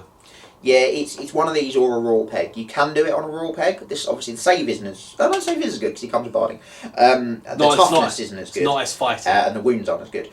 No, it's not as fighty, but it does give you the 360-degree arc because It does, it's monstrous cav that Pegasus, which is good. Yeah. Yeah, Both no, are I good love in the different hippogriff. Yeah, big fan. I don't Yeah. like So's cars. that motorbike. I don't like cars. Yeah, that one. Auto include, I think. So go on then. Do you want to Very moan close. about the field trebuchet? Oh, he's alright. 100 points. Toughness 7, 3 wounds. It's got some peasant crew. The only thing you really care about there is that they've got 4 wounds and their leadership 6. No, they're toughness 3 with 4 attacks. So in combat, you're obviously going to use that toughness of 3 and that weapon skill of 2. But outside it's toughness 7 with 3 wounds. It goes on a 60 by 100 War Machine base, so quite big. but would need to be because it's a big model. Has gained it's gone up 10 points though. It has, yeah. It's levies, peasantry, and skirmishers. I think it's right. It's gone up 10 points because stone throwers are the dominant meta point choice now with humongous bases and partial hits. They really dominate. Here he goes. Missing 2/3 of the time. Here we go. So go get a cup and tea. He'll be here a while. 12 to 72-inch range. Strength 5 -1. Strength 10 under the hull -4. So not quite as good as a hell cannon, which we gave a glittering right up to earlier. Bombardment, cumbersome. Immovable object is a new one for this one. Move or shoot. Multiple wounds D3 +1. It's got more wounds per damage than the hell cannon does. Yeah, D3 +1 is nice under the hull. I feel like D3 +1 is the standard for a lot of stone throwers. This just means that this thing's task really is just to try and hit enemy big stuff now. Yes. Yeah. Enemy big stuff. And unfortunately, the fact that there's a lot of big stuff that's still getting some armour save against it bothers me. 6 up, 5 up, 5 up's pretty common against this because you can get a 2 up, 5 up, 5 up on quite a lot of stuff. A movable object, once the field trebuchet has been placed on the battlefield during deployment, it cannot be moved by its crew during the remaining move subphase, which is why it's got move or shoot.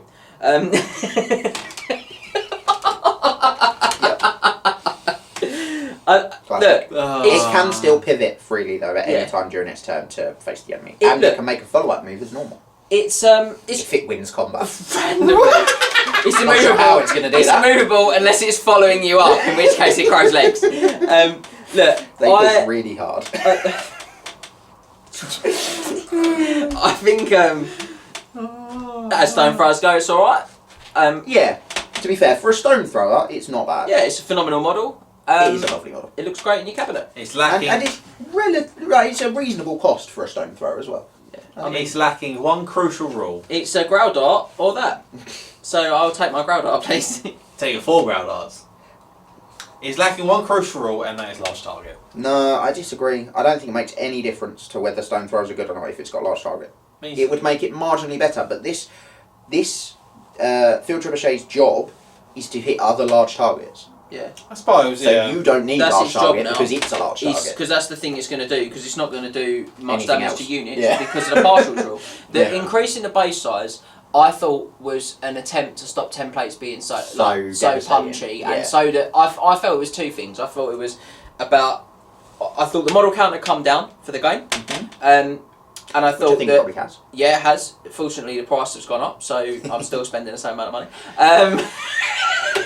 Too jazzy? No, I'm being a little bit sarcastic there, but I thought the model count had come down. A little bit. The bigger base would mean that my models, my units still look big and imposing on the table, which is really important. I also thought that the other kind of element there will mean that overall templates kind of come down in power. Yeah. I really think that doing that and then adding partials is a huge error. Yeah. Because I can't see why I would spend 100 points on a field trebuchet.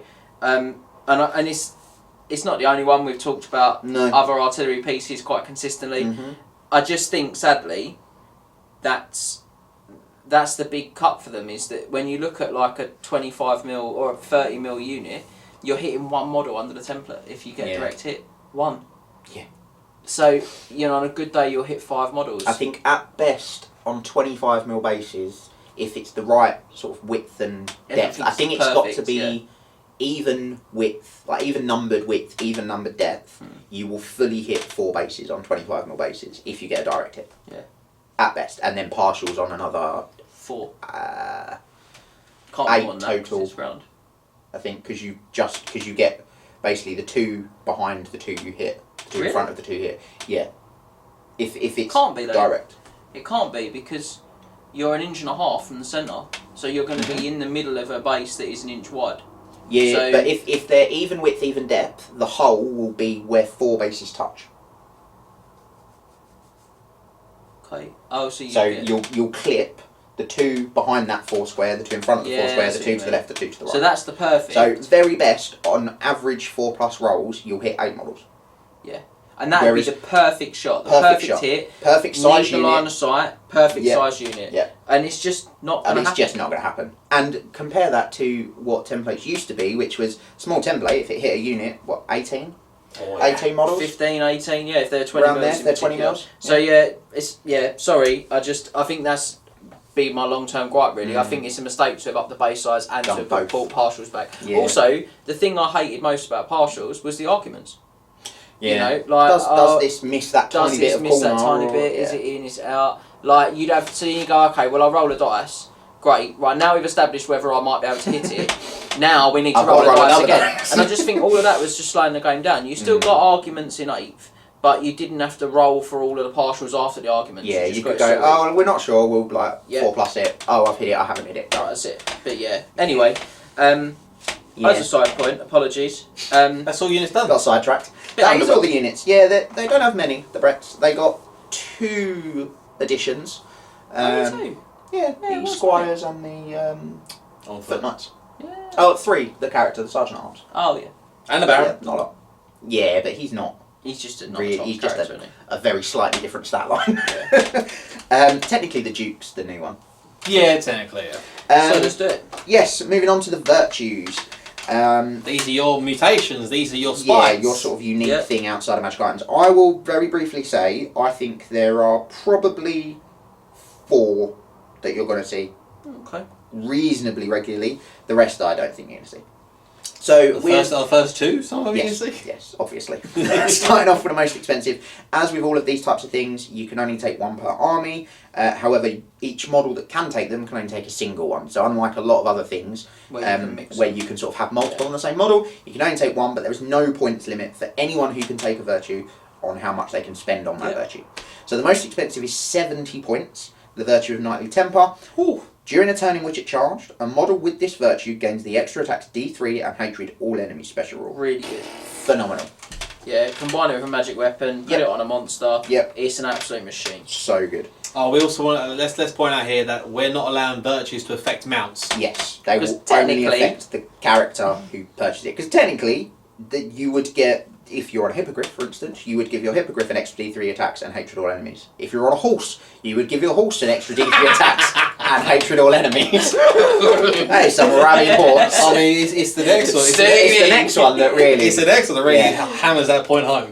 Virtue of Heroism for 60 points. Unless using a magic weapon, a model with this virtue gains the Killing Blow and Monster Slayer special rule. So on a 6, you kill anything that isn't a chariot. Imagine if your horse just get Monster Slayer. Horse just kicks that dragon straight. See you later, dragon. I've got a horse. I'm on a horse. Old Spice adverts, right? Look at your dragon. Now look at me. Look at your dragon. Your dragon's He's dead. gone. I'm on a horse. Also very good. Yeah, the first 2 are very, very Got good. 20 points though. Yeah. And it now affects less.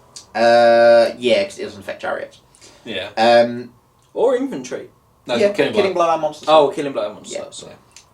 And you can't use it with a magic weapon, which, due to Games Workshop's FAQ, you could do with the old Virtue of Heroism, although I think that was just a mistake from them. I don't think you were ever meant to be able to use it with a magic weapon, but you could. Unless they're using a magic weapon. Yeah, that is a big drawback, the loss of the magic weapon. It is. I mean, you're just fishing for you 60. basically just give them a lance. Give a lance of 6. Yeah, I agree. Or the first one can be with a magic or weapon. give a great The weapon. first one can, though, yeah. You could go with a great weapon. You go great weapon and a virtue of I mean, you take that virtue. Questing bow. Oh, vow, yes. Yeah. Virtue of Stoicism, the first ones you're never going to see. I mean, you might. 55 points. A model with this virtue and its unit may reroll the 2d6 when making a break test. But I get a free BSB. You get a free BSB. Why would you bother? No, You're right. Unless you're paying 30 points more than a BSB to do one of the things a BSB does for 1 unit. Yeah. Which you get for free, so actually in this book you're paying 55 pence. Unless you are a Pegasus character that's planning on going outside the BSB range. No. No. That's the only thing I can think Don't of. lose combat. No, I'm not a fan. Virtue of the Penitent, 50 points. Duke, Baron or Paladin only, so your unit champions can't get the ground.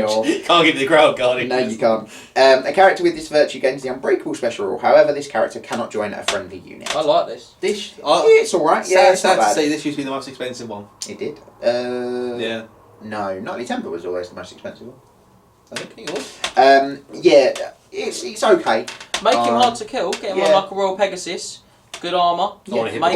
Make him hard to kill. This guy's could be a real problem. See, this is one of the things where you start looking at kind of different tactical scenarios. But yeah, certainly like getting him stuck into an enemy with something really punchy like Growl Knights, Blood Knights, that sort of thing, you could do a really great job there for you. Don't hate it. Don't know if I'd take it, but don't hate it. Exactly the same place. I think my issue with it is you're not making him any more killy with his virtue. No. And you're not really making him any more survivable, because the chances of him actually running are very slim. They're leadership 9. The people you're going to put this on are leadership 9. I don't know. I always seem to you Falvin. You should probably take this off. I don't hate it, but I think again it's one you probably cut. That's the problem.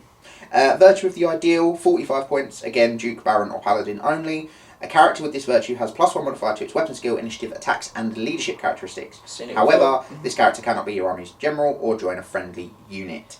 That's the... Join a friendly unit? Yeah. That's probably better than the Penitent. Yes, very similar. Because you could put that on a Paladin. Yep. The Paladin becomes really choppy. Yeah. And actually... He almost becomes a Duke, ridiculously. Yeah, he gets really upped by that. Just skip the Baron. And you look at it and go, he gets a big push-up and he still can't join units. And he's leadership 10.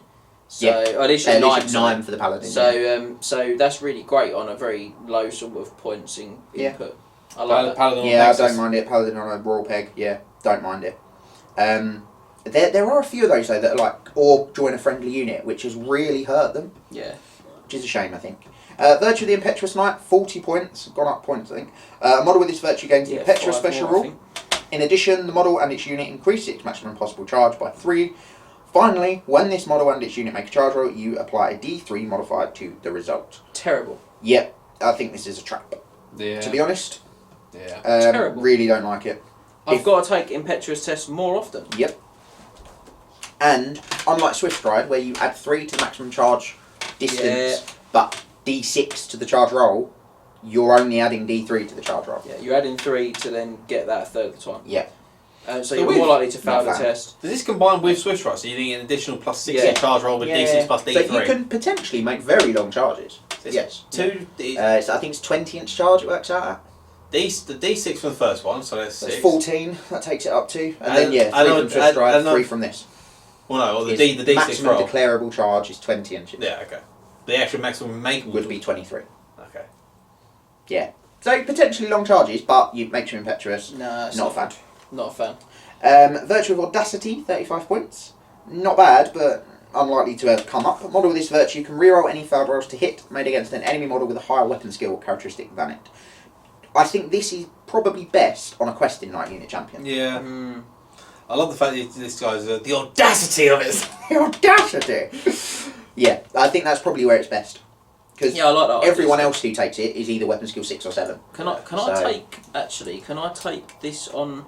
Can I take one on a Pegasus character? No, not a Pegasus champion. No. No, that's a shame because that would have been nice. Right. Yeah, it would have been quite and nice. I think Knights of the Realm champions. Nope. Oh, they take a magic weapon. Yeah. Magic item 25. Magic item 25. Yeah. Yeah, that's a shame. Yeah. But I think that's probably where it's best. Questing knight. Yeah, I agree. Still 5.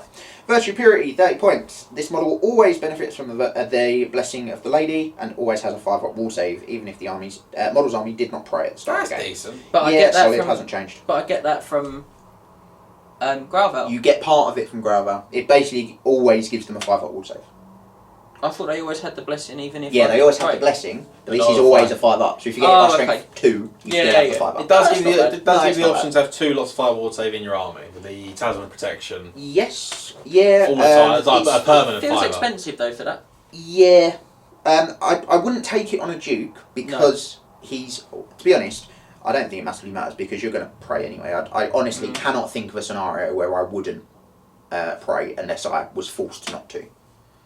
But I could see this on like a Baron, so he always gets a 5-up wall save. Yeah. I could see it on him then. Virtue of Duty, this is one I really liked on my BSB and has been ruined. Yeah, it's been nerfed. Duke, Baron, or Paladin only. I see it straight away. Yeah. Duke, Baron, or Paladin only, which is fine, it's 25 points. Unless the general of their army has been removed from player's casualty, when calculating its combat result, the character may claim a bonus of +1 combat result point. This character cannot be your army general, fine, or join a friendly unit. Ruined it. You've ruined it. We had something good and you've ruined it. Yeah, I mean, you'd have to put him in on a flying thing he's got to be and on a charge Pegasus. him in with other things really? now. Pegasus why would you take it? It's a shame. there's just other. You only get one of these, so Yeah. you've really got to I feel do- like you've got a benefit for it. I think Yeah. you're absolutely I right. do like the fact you go on a Duke, but it makes absolutely no sense to go on a Duke because No. the Duke's likely going to be a general. No, I Yeah. think you're absolutely right, Scott. Yeah, I think I think if you do want to take it on a paladin, I would make it your paladin BSB, and I Yeah. would give him the war banner, and I would just go heavy into static combat res. Yeah. Make him as survivable as possible, which is difficult, but you know possible, and just go. Yeah, I'm going to charge you in the flank because I'm a skirmisher, so I can do what I want, or the rear if I can, and I'm going to be just static combat res. Yeah, and I think that's strong because if you could get him in with something else, you Yeah. could overwhelm with a huge amount of Yeah. static res. You can be like, I've got rank, you know, maybe First one charge, rank, so I disrupt your rank. first charge, one rank, close order, Yeah, banner, yeah. BSB, you know, combat. Duty, war banner. Yeah, and I'm sort of got flank, Yeah. 7 or 8. I'm really like running the risk of busting you. That's the only time I can think you really want I to do this. just think use you're this giving one. up so much for it. Yeah, no, I agree. Virtue of the Joust, I think is not bad at all. 20 points. A model of this virtue may reroll any failed rolls to wound when using a lance. I really think that's a shame. It used to be failed to hits, Yes, I think. and I think Lance R2 used to be wounds. Yes, I think you're right. Yeah, And I think it was 5 points more. It's, Yeah. it's all right, it's okay. but it would be better if it was hits. I'll say it. Yeah, I think it would be better if it was hits. A lot Yeah, better. I agree. I Yeah, think that probably makes me not take it. very fair. Virtue of Confidence for 15 points. Model of this virtue must always issue and accept challenges if possible. During a challenge, this model may reroll any failed rolls to hit. I don't Does the hate Gauntlet it. of the Jewel still exist? It does. Oh! It does, and so does the Morning Star for a cast, which It is does. the other item that worked really well Mhm. with that. So, I don't hate it. No, I always sort of look at this. I look at Virtue of Confidence. I look at Virtue of Heroism on a Ground Knight unit champion, Mm. Yeah. and I'm sort of torn between the two. Do I go Virtue of Confidence and give him, or I give him the Seal of Paravon, which is from the Arcane Journal, which basically means he always hits on a 3, and then this, and then Virtue of Heroism, or with his lance, or I'd go Virtue of Confidence, give him the Monster Slayer sword, and go, I have to accept a challenge. If I'm against a big monster, I'll issue it if you don't issue it. And then I'm re-rolling any rolls to hit. So I should hit twice, maybe 3 times if I'm a bit lucky. And then I'm just fishing for a 6. All in, baby. Yeah. All in. All in. They See, ground I guardian. quite like the Morning Star for a cast with it still. Yeah, it's not bad. Don't get me wrong. It's not bad at all. Because then I'm going, well, actually, I'll re-roll the hits, Mm-hmm. and then if is it hits I think it might be if you hit on a 4+. unsafe wounds, that's, that's good. Yeah. Used to be hits. Yeah. But yeah, so we'll come back to that. Yes. But yeah, don't hate that. That's not. Mm. It's also cheap. It is cheap. Yeah, it is. Getting even cheaper, 10 points, Virtue of Noble Disdain. A model of this virtue may reroll any failed rolls to hit made during the first round of combat when engaged with an enemy equipped with any missile weapons. What's your thoughts on this one, James? Go on. I just think it's top ants, as we said earlier. Like, I've got some archers that flank my unit, and I'm fighting some guys in the front. They've not got missile weapons, but I'm so enraged by these guys that are fighting max, that are in base contact with my unit, that I've decided that these guys in front of me with polearms are going to pay. or the Empire Captain who's in the second rank with a pistol. Yeah. It's really annoyed me, so I'm going to make these how it is. I'm in a long line here. This got this unit over here as far as we all missile weapons. My paladin over here. Chief, they guy over there got a bow. Ah! Yeah, 100%. Or I issue a challenge. My captain of the Empire with his pistol refuses. Yep. I'll send him to the back, but it's okay. I'm still really upset about it. So you, Empire Spearman, I just said by this point Empire Spearman is like shards of wood as I come down through the half of the spear. you see this big old this Duke riding hippogriff. He's like. But I mean, it is. Yeah, I've just got to be engaged with something. I don't have to Yeah. actually hit it with a mace. I don't know if that's an oversight. It's a bit silly, but I'm still. I also don't know I've got who it you'd spare. really take it on. I think it's a You're paladin in a 10 unit. 10 points spare. Maybe on a Paladin. Yeah, it's maybe. just paladin in a unit job, isn't it? It's Yeah. nothing too exciting. It's all right. Virtue of Discipline, 5 points. A model with this virtue and its unit can march whilst they're within 8 of an enemy without having to take a leadership test. It's okay. It's okay. Virtue of Empathy for 5 points. Duke, Baron or Paladin only. A character with this virtue can join a unit with the peasantry. I'm glad they kept this. Paladin. Yeah. No upgrades. Growl Val. 5 point virtue of empathy. 3rd rank. Full rank. of a unit of 2 wide battle pilgrims. 2 white battle pilgrims, baby. Unbreakable. Constant unbreakable. You heard it here first. That's what I'm doing with that. Constant unbreakable. Constant. I'm always within 6 to the crowd like battle. 85 points as well to do that. Yeah. It's Plus the battle unbreakable. pilgrim. Yeah, it's unbreakable, isn't it? Oh dear. That's it for virtues. So when you come ploughing into me with your dragon, Yeah. I'm like, alright, big man. Unbreakable. I'm unbreakable. Oh, I'll bless the lady that. The chance are he might kill the entire unit, but It may probably take him a while. I've got 12 battle pilgrims. You've got to do 18 wounds. Yeah. Second round of What? combat, if needs be, I might I challenge. Oh dear. Let's do it. You're gonna On make to me the work. magic items. With the magic weapons, no massive standouts here, I don't think. I think the first one's the best one. But no huge standouts. Sword of the Quest is the first one. Big old price tag, 70 points. the classic massive price tag Too weapon. many. Yeah, I think it's too many. Probably only about 10 too many, but I think it's too many. Yeah. You get 2 options, 2 profiles with it. It's either single-handed, strength +1, -1 AP, strikes first, magical attacks, or it's double-handed, so strength +2, -2 AP, magical attacks, multiple wounds 2, requires 2 hands because it's double-handed, and strikes last. Strikes last is the hurtful part. Yeah. I could live with it if it weren't so many points. I Yeah. am also surprised that it's not Quest in Val only. Yeah. But to be fair, they've removed All from, that stuff Yeah, from from a lot of memory, things. all of it, all Yeah. of those sort of restrictions From every army. from every army. Yeah. Yeah. Which is upsetting because it has It is a removed. shame. It was It has- flavourful. Yeah. Yeah. Yeah. So yeah, it's good. It's just too many points. Yeah, I think I agree. Yeah, we were saying that earlier. I think you're right. Yeah. Sword of Heroes, 60 points again, wildly too many points. User strength, no AP, magical attacks, monster slayer. And when making a roll to wound, feat scores with the Sword of Heroes, a roll of a 5+ is always a success, regardless of the target's toughness. I first read this as a roll of a 5+ is a monster slayer, so No. you need to roll a 5 or a 6 for a monster slayer. And I was like, Actually, good. Like I'll take that. I really like that. Then I reread it and realised it's rubbish. Britannia have a lot of ways to get a They monster do slayer. have a lot of ways to get a monster monster they slayer. do, yeah, they but do. I'd just spend 50 on the regular monster slaying sword, or I'd Yes. take a lance and a virtue of heroism for the same Yes. points. Or this both. is- On 2 different If characters. I've got the growl, if I've got growl valve, I've got magic attacks anyway. Why do I care? Yeah. It's just not good. No, it is not. Speaking of not good, Heartwood Lance, 50 points. Models whose troop type is Cavalry or monster only, and can only be used on the turn in which the wielder charged, because it's a lance. It is strength +3, so 1 more than a lance. AP -3, magical attacks. That's all it does. So it's only plus an additional point of strength, an additional point of AP Yep. for 40 odd points more.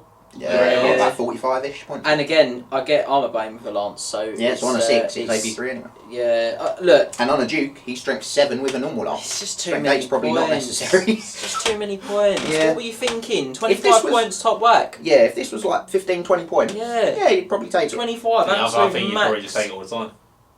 Maybe. If it was like that. Yeah, maybe. The little Grail champion. But then, yeah, probably on a Gara actually, you would take it. That's a fair point. Yeah, but it's just way too many at 50 points. Wild decision. Way too many. And Morningstar for a Cass at 40 points. Strength +1, AP -1 magical attacks. Just seeing the formatting on that AP -1 is Yeah, needs a tab in there. Any magic weapon carried by an enemy model that suffers 1 or more unsaved wounds from the Morningstar for a Cass is destroyed, cannot be used for the remainder of the game. So you don't have to roll for it anymore, but you do have to cause an unsaved wounds. but you used to just get it off Just of hits. hits, and it was so, 4+, wasn't and it, I on think? every hit, I think.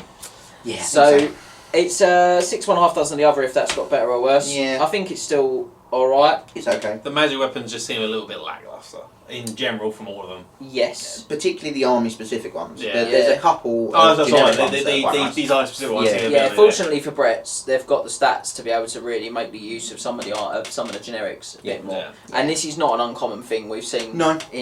for many years. Armies that have Yeah. lots of magic weapons that just don't seem like they're up to much. Yeah. Shall I go into magic armour? Yeah. Give you a break from talking? Yeah. You've done it for a bit. Magic armour, we have the Gilded Cuirass. Mhm. 60 points. The Gilded Cuirass is a super heavy armour. In addition, where it has reach and 5+. It's getting more expensive with every passing day.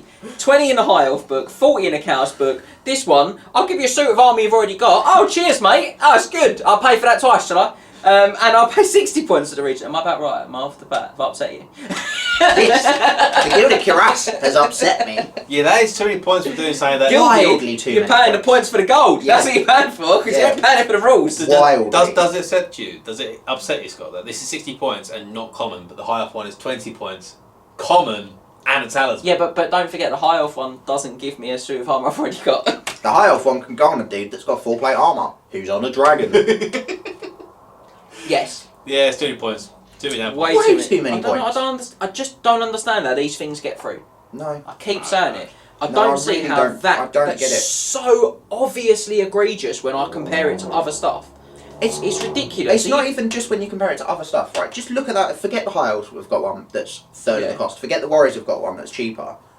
Would you take that at any point? No. You are paying 60 points to not be able to take another suit of magic armour and to just get regen 5+. 60 points for regen 5+. Regen 4+, perhaps I'd consider it, but 5+, not a chance. But are you telling me that that's better on a Bretonnian?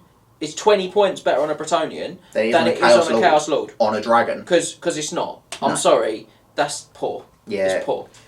Yeah. Gromwell Greathelm. Gromwell Greyhound, 40 points. This may be worn with other armour. The wearer of the Gromwell Greyhound improves their armor save by 1. In addition, the wearer may reroll any natural rolls of a 1 when making an armor save. Has fallen from grace a little bit here. I desperately wish this was 5 points cheaper. Yeah, so I could have it in my Ogre Blade. Yep. I actually think it's reasonably fairly pointed. I think it's pretty good. It's one of the very, very few ways you can get to a armor save in Bretonnian army. I This think is an upset. there's This, one this other is an way. upset and fall from what was quite a commonly taken item in 8th edition. You see, I don't think it's got that much worse. Because everything that used to give you reroll all failed armor saves is now reroll failed. yeah, see, I was going to say, one. I think that's the problem. Is like the stuff like the Dawnstone now only rolls once, same points. Yeah. Why would I don't feel like I want to take it. No. I don't, and I think you have to suspend where we were before. Yeah, if you know what I absolutely. mean. But I feel like 40 is too many. I still feel like it's too many for plus 1 armor and for re-rolling ones. I'm not sure I feel it. I think 30. 25 yeah, to I could 30. probably swallow 35. Just so you want to know Hippogriff Lord. I really do. Yeah. But no, I do agree. I do think it's a few too many points. James, take talismans away, baby. Yeah, let's do it. Mantle of the Damsel, Elena. 25 points for this one. I'm immune to poison if you roll to win me as normal, effectively. Yeah. I think it's too many points. This used to be poison and killing blow, if I remember Yeah, I rightly. believe so. And I just feel like it's too many points. Poison is not that good. There's not tons of stuff that has poison and a huge armor breaking value. Yeah. So I've got a good save against most poison hits. Maybe on a wizard. And I'm pushing my luck there, but maybe on a wizard that's riding around on her own, so she's kind of got that immunity to things like skinks. Yeah. So she's flying around on a toughness 4. Or like dual pistol man ears. Yeah, so if she's flying around at toughness 4, perhaps. Yeah, maybe. But it's Maybe. a talisman, which is a huge kick because I probably want the wall save on her. Although she's got one. She's got one. So yeah, maybe you not. probably don't. Syrene's Locket, 25 points. Infantry or cavalry only. Another specification. We've seen this already as well. Yep. Yeah, It's exactly the same as the Chaos one. It's not the same as Chaos one, but this is a talisman, not a suit of armour. There you go. Same Okay. difference. You're immune to multiple wounds. Yeah. Right. You just get wounded once. You take a single win. Yeah. But I would have laughed if it had mobs of troop type of his infantry only. yeah, infantry or cavalry. Yeah, maybe it's alright. Maybe on a royal peg. Good on. This is actually good on the wizard as well. Potentially, if she's flying around on her own, royal peg. Maybe, but I don't know if enough Dunno. does multiple wounds that's gonna like be Animals. able to target her. Yeah, that's the thing. It's the same with like the characters on horses. I'm like, like what really does multiple wounds in combat that I'm super scared of. I mean, the Ogre Blade, but yeah, but without multiple wounds, you'll probably still kill a paladin or something. So, am I going to find the points to put this on a duke? I don't think I am. am I going to run a Duke on a horse? Probably No. Probably not. not. I just You're going want to be sitting on a hippogriff Oh, because you my need to dude's learn to kill Or a stuff. peg, yeah. Because you know what, like he's high initiative, so if I kill your front rank, you don't attack anyway. Yeah. So I don't care. Mm. I'm not that into the super survivable because I don't need it. No. Magical standards? Take the bands away, Scott. Yeah, so Valorous Standard for 60 points. Unit carrying the Valorous Standard rolls 3d6 when making a break test and discards the highest result. I don't hate it. It's okay. but I don't think I'd spend 60 points on not it. for No, 60. considering this can only go on Questing Knights, Grail Knights, or your BSB, and Questing Knights and Grail Knights are stubborn. Yeah. And they've got to lose a lot of combats for that to matter. Yeah, the Ground Knights have actually got to lose a combat, which doesn't happen that often. No. I don't think you take this on your BSB. No. Nah. Leave it alone. Yeah. Conqueror's Tapestry though. Yeah, I do like this. 40 points. Any standards captured by a unit with the Conqueror's Tapestry get 100 victory points instead of the usual 50. I do like this one. I do like this one. Yeah. Yeah. Big fan of that. Because if it's a BSB, it's 150 then, because it's the points for Trophy of War. Yes. And then you add the extra 50 on Yes. top. This is what my Ground Knights are looking at. Yeah. I like that. Yeah. Or reroll charges from the main rule. Yeah, I think that's the only problem. the but issue. I don't dislike Or this run one. 2 units to 6 and they can have. Or run 4 units to 3. Stop it. No. Bad max. Errantry banner? What a fall from grace. 30 points. 5 points too many. That's the problem. All models in the unit carrying the errantry banner have +1 modified to the strength characteristic during the turn in which they charge. Fantastic. However, the unit also gains impetuous. Yeah, okay. I Not think the end of the if world. you say if it was 5 points cheaper, you might actually take it in errands. You would. You I would. would. It's I the reason you absolutely took would. errands before. Yeah. Yeah. Because they've already got impetuous, so there's no negative to this banner whatsoever. You're just strength 6 on the charge. The big set. Yeah, and the last one, Banner of Shalom, 20 points. Enemy units can't declare a stand and shoot charge reaction against unit carrying Banner of Shalom. That seems It's a 10 good ability. 10 points too expensive But for what's. Stand and shoot isn't that scary. Like It's less most scary. of the It's time. less scary than what it was. Tell you where I quite like it, though. No, I don't know. Because it does cancel combat res now. And you don't suffer long range. I like it on my Pegasus Knights. Yeah, not bad. Not bad. I think on it's Pegasus alright Knights. there. Yeah. 20 points. There's not a lot I'm going to put on them that makes them much better. No. And their strength 6, so I really want to get in with their 6 strength 6 attacks, or 8 strength 6 attacks if I've gone for 4. Well, I think it's okay there. Yeah. It's probably where I'd use it. Yeah, it's not bad. Enchanted items. Yes. The Falcon Horn of Fredemund. Yes, this is a big win. 40 points I think. during the horns are actually come out to play. The horns are. 40 points during the command subphase of their turn. If they are not engaged in combat, this character may attempt to use the Falcon Horn of Fredemund by making a leadership test using their own unmodified leadership. This test is passed until the next start of turn subphase. Enemy units cannot use fly. Disgusting. Very good. With the advent of the dragon meta and all the flying stuff, this is a very good item. No range to it. It's No. not if you're within X Battlefield range, wide. just battlefield wide. Doesn't it's stop not your one you guys sign. flying. Nope. It's not one you So go. good. Punchy as. Chuck this on a wizard. At the Alright, back. you're risking it a bit at leadership 8, but not massively. Not massively. Chuck it on a wizard who stays out of a knight unit, sits at the back, on a horse, 2 in the horn every turn. On a horse. On a horse. No, I agree. Two I in think the he's horn. spot on. I'm not sure why the horn makes you not be able to fly, but boop!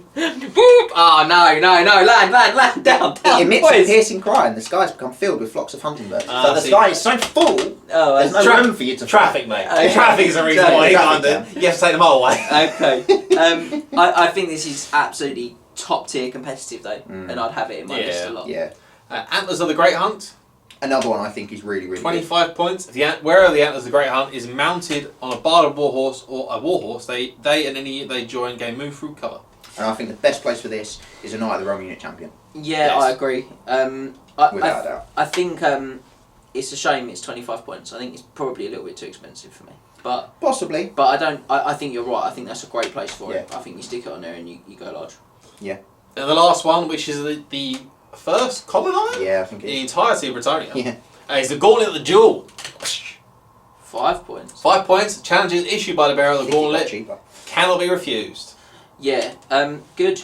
Yeah. Good stuff. Yeah, I like Take it. out I your do silk like it. glove and slap them across their face and see what they have done with it. Yeah, it is strong. Yeah, I will say a lot of the times enemies don't decline challenges, they just accept with the champion.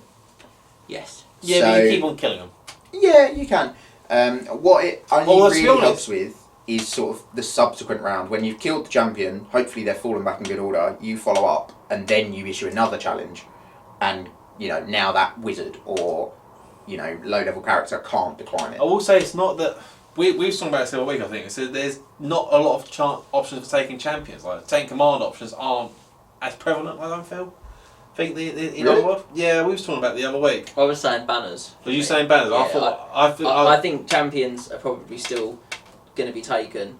I think musicians and standards are a lot less useful. Oh, I think if yeah, I'm not yeah, taking yeah. a banner, If I'm not taking a magic banner, I'm yeah. feeling like Musicians, I'm not taking them as much. on certain units, I think they're good. On your sort of blocks, I don't think there's much of a use for them, really. No, I'd take them on a block, on like decent, like on like cavalry and stuff. Yeah. But on infantry, No. they're not really doing much for me anymore. But I do think you take champions every time because people just forget, if nothing else, to attack the You champion. actually get So attacked. you get some attacks. Get to roll some dice. Yeah, Nice. but it is only 5 points, so it's Yeah, not I don't the end of hate the it. world I think to it's chuck it on useful. something. Yeah. Do you want to go arcane items? Yeah, let's do it. Silver mirror, single use.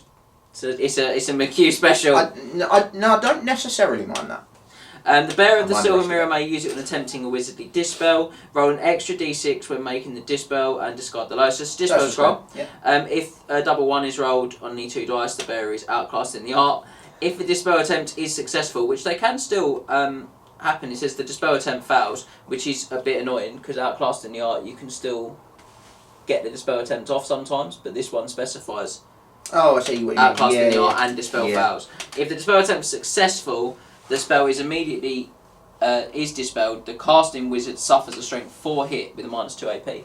So it used to be a strength 6 hit. It's considerably It less used to punchy. auto dispel the spell, but that's a just general change That's to gone. dispel scrolls. So Oh, I don't higher hate sort of that. Oh, it's and dwarves. Yeah. Yes, the strength 4. Yeah, it's been F. It's cheaper though, 35 points. It used to be is. more. It is. It used to be 40, I think. It's an but- item for a level 4, I would say, and I think the problem is Yeah. that my scroll's 10 points less, and the strength 4 hit's not really a guarantee of success. So I think I'll leave it. Yeah. Yes. And scrolls are common. The reason you often saw a silver mirror in previous editions Yeah, two was dispel because scrolls. you could then have 2 dispel scrolls. Yeah. The strength 6 was just a little Brucey. I agree. The Brucey bonus. A Brucey bonus. But now that dispel scrolls are common, I'd just save 10 points. It was also vicious in 8th because a strength 6 hit could mean that you died. Mm. Because you might take, there was a lot of ways you could take wounds from miscasting, even if you weren't casting the spells, you could get whacked from feedback and things And like strength that. 6 to get inflicted more of an And it would punch right through armour. Yeah. Yeah, it was very dangerous, but a lot less scary in that setup. Yeah, very much so. Sacraments the Lady are very common. Mhm. They're 30 points, they're single use. They're used before making a casting roll. If you do, apply +2 to the casting roll. I think that's good. It's good. I think it's way too expensive. It's It very is too expensive, expensive. though. Yeah. The whack off in. Because you use it before you make the casting roll. Yeah. So if you roll a double 6, it's pointless because your enemy can't dispel it anyway. If you roll a double 1, it's pointless because you fail. If you fail to cast the spell, you roll a 1 and a 2 and still fail. Yeah. It's pointless. Oh, I And don't for disagree. 30 points. It just feels, too They're many. way too many. 15 and I would have took it. If I have to use it before the casting roll, 10 or 15. Yeah. I could accept it at 30 if I could do it after the casting roll. Yeah. Those are some expensive biscuits. They are. They are. And then finally, the prayer icon of Connell's, a classic Bretonnian item, reimagined, I'd suggest. 25 points. The bearer of the prayer icon of overly ostentatious Q increases their dispel range by 3. That's good. Yes. Additionally, when attempting to dispel a hex spell, they gain +1. So it's a light version of a few items that already exist. The lizard men have got one like this. The wood elves have got one like this. So it's a light version of that. What's my overall feeling on it? I don't hate it for 25 points. No, it's okay. I think what you buy it for is the extra dispel range, and if you happen to be dispelling a hex spell, it's a nice little bonus you've got. Yes, I agree, and I think that a Dispel Scroll and the Falcon Horn of Fredemund is worth It's your thinking level about as a 4. combo. On Yeah. level 4. Got way Yeah. close to your book, mate. Yeah. Or a lady. Oh, Lord Lady, Yeah. yeah. You slang your book in a very Two final of these are fashion. good. Burning Games? Is Burning Games one of them? No, it isn't. Oh, We are. interesting. No, come on, man, it's garbage. We're going to start though Garbaggio. with the Lady's Gift. So this is an enchantment, cast on 7+ or 10+, range of 12, remains in play. If this spell is cast with a casting value of 7, the target friendly unit gains the Regeneration 6 special rule. If the spell is cast with a casting result of 10 or more, the target friendly unit gains the Regeneration 5 special rule. This spell may target a friendly unit engaged in combat. It's not bad. I think this is excellent. And the reason I think it's excellent is because you cast it turn 1, and then your wizard goes nowhere near their wizard, and it can never be dispelled. Oh yeah, because they have to be in range of your The wizard, Yeah, you not got the a unit point that's out going to there. affect it. Yeah, okay, that's a good And idea. it doesn't just affect her and her unit, you pick a unit for it within 12. Yeah, then Yeah. all I can do is throw a Fated Dispel at it. I'm not even sure you can throw a Fated Dispel at remains in play that are already in play. I'd have to You look could- at that. You could do it on the turn I cast it, obviously, Mm. but I don't believe you can throw a Fated Dispel. I think it specifically says you may attempt to Wizardly Dispel if you're within range in a subsequent... Yeah. Because it's in your turn that you try and dispel it, not mine. Yeah, no, I know. I just didn't know if I could throw a Fated Dispel. I don't with it. believe so. You might It's be worth able a check. to. And to But, be honest, getting the casting value 10 plus, get a It's regional not 5 plus. difficult. It's not. It's No. a 6 on level. This- Yeah, although when you do your subsequent dispels, is it not having to meet the range of the basic cast value, not the maximum one? Yes. So it's Well, I don't know. It does say it doesn't retain its power, or something along those. So, like, Yeah. you use the casting value, but the casting value is 10 Yeah. if you've hit the 10, so I don't know how that would work. yeah, not a Scooby. Either way, though, It's not good bad. with the fact that you can now stack the armor wall and regen. I hadn't considered that you would just walk away Just with the not wizards. go into any of them. that's a good idea. Yeah. Run away! Right, you guys are good. I'm going that way. And the crucial thing is, because they have to dispel it in their conjuration subphase, they do that before they move. Yeah. So you can always guarantee that you are going to be out of range, as long as you can move far enough. Yeah. So I do like that. The one I think is garbage, Burning Gaze, Magic Missile, cast on a 10, range 5d6, draw a straight line 5d6 in length from the caster's base edge. Any enemy model whose base falls under this line suffers a single strength 4 hit with no armor saves permitted. Ward and regen can be attempted. I don't hate that. I just don't think it does really anything. or 5d6, enough. it's the random range of it. It's But not I so think much you that, put it's it on probably long enough. that character that runs off flyers, Yeah. like on the unicorn of flyers. I don't know, I don't hate that. The I strength suppose- 4, no armour save is scary. The no armor save's nice, but I suppose if you've got a unit of Chaos Warriors that are 20 long, and you just run to the edge of them and throw it through all of them, it'd be quite good. I do like the fact that your damsel's basically become Superwoman at that point in time.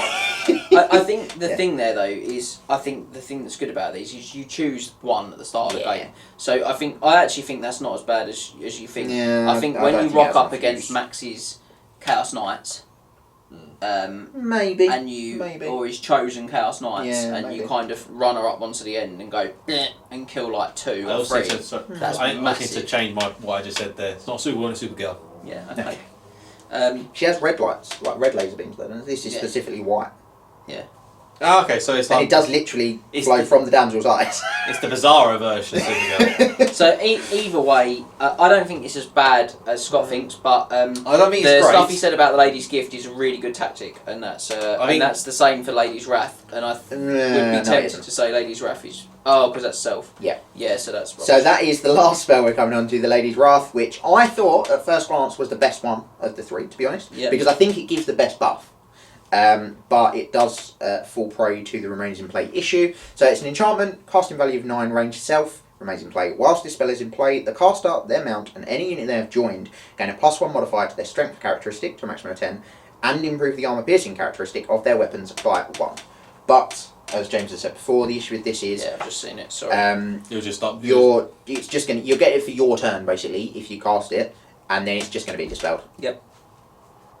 That's the The upsetting casting thing. values and adding your wizard levels make it quite easy to Pretty stop. easy on a 2d6 to get 10. Yeah. Or no, to get, oh, you have to get 10 Should to be. be, yeah. So it's not, guaranteed, but relatively easy. But it is a very nice buff, I will The say. buff's good. I mean, the turn you get off in which you're charging is absolutely Yeah, it's devastating. horrendous. Yeah, but then you do have to ask yourself, would I have won that combat anyway? Do you know what I mean? Yeah, to be fair, Um, where I think it's good is if you get charged and then survive and But then you're you do sort it of in your in turn. I mean, ongoing combat. giving your unit ground Yeah. like strength 5 and -1 on the regular attacks. Spicy. Yeah, that's going to help. Yeah, I do like that a lot. Or question like strength 5 -1 with their hand weapons. Or strength 7. with -3 with their great weapons if you really need that, sure. Oh, well, when you can't head off that dragon, mate, that sort of Well, difference. yeah, maybe. That is it. We're not going back through the lance formation. That was long Please. enough. Please don't do this. That is it for the Kingdom of Bretonnia. If you've got any other tips or tricks that you think we missed or that you've found in your games, do let us know because I will be using them. I think Bretonnia are up there as one of the strongest starting factions. I do think they are going to be up there. When games level out, people have had time to play their armies, get their heads around how they work, what to do with them, things like that, and settled on armies they like. And more games have been played generally, which I think is the big one. I do think Bretonians will be up there with the top armies, top performing armies. Yeah, I really do. I agree. I think there's a lot of people at the minute that are saying they're not great based on sort of events they've seen. Mhm. But I do I think they're crazy. I think Bretonnia are great. being a kind of a poster army, if you like, for Yeah. a set of rules is always tough for that, because you're right at the start of the set of rules, you've got lots of players that haven't played for a long time or that are new to the game altogether. They're going to pick this army up straight away and start throwing dice with it, Yeah. and they're going to go to events and they're going to find that tough because they've got to get their head around it all. Particularly with Old World, where Bretonnians are one of 2 factions which officially have a model range Yeah. available to buy. Yeah. So, you know, you're even more, new players particularly, are even more sort of hemmed into which factions they're going to choose. And even which models you can put in your list, because Yeah. there's been quite a lot of stuff that's not been That's available. not been available, So- not been brought back yet, or just out of stock. Or just out of stock, yeah. Yeah. So I think we need the dust to settle, but Mm. in my mind, as Max said, and as you've said, there seems no reason why they won't be a top performing faction when No. you look at what they've got. Cavalry Their is strong. sheer wild access to cavalry. Cavalry, Flying cavalry. Cav is king. Flying characters. Decent magic. Yeah. Monster Slayer. Monster Slayer. Access to Monster Yeah. Slayer, I really, really am a big fan of them, and I do think, and countercharge, which is the biggest one. ability to Um, control enemies, Flying. movement and stuff Yeah. as well. It's huge. I really do think they're going to be up there. But yeah, thank you for joining us here today. Make sure you head back to the Night of the Realm Musting Ground, where you can check out all of our other exclusive content. But for now, we will see you next time. Remember to tag your friends and like, subscribe and share. Then head over to triplecrownwargaming.com and become a Knight of the Realm today. What are you doing, mate? You alright? Do it for Warhammer!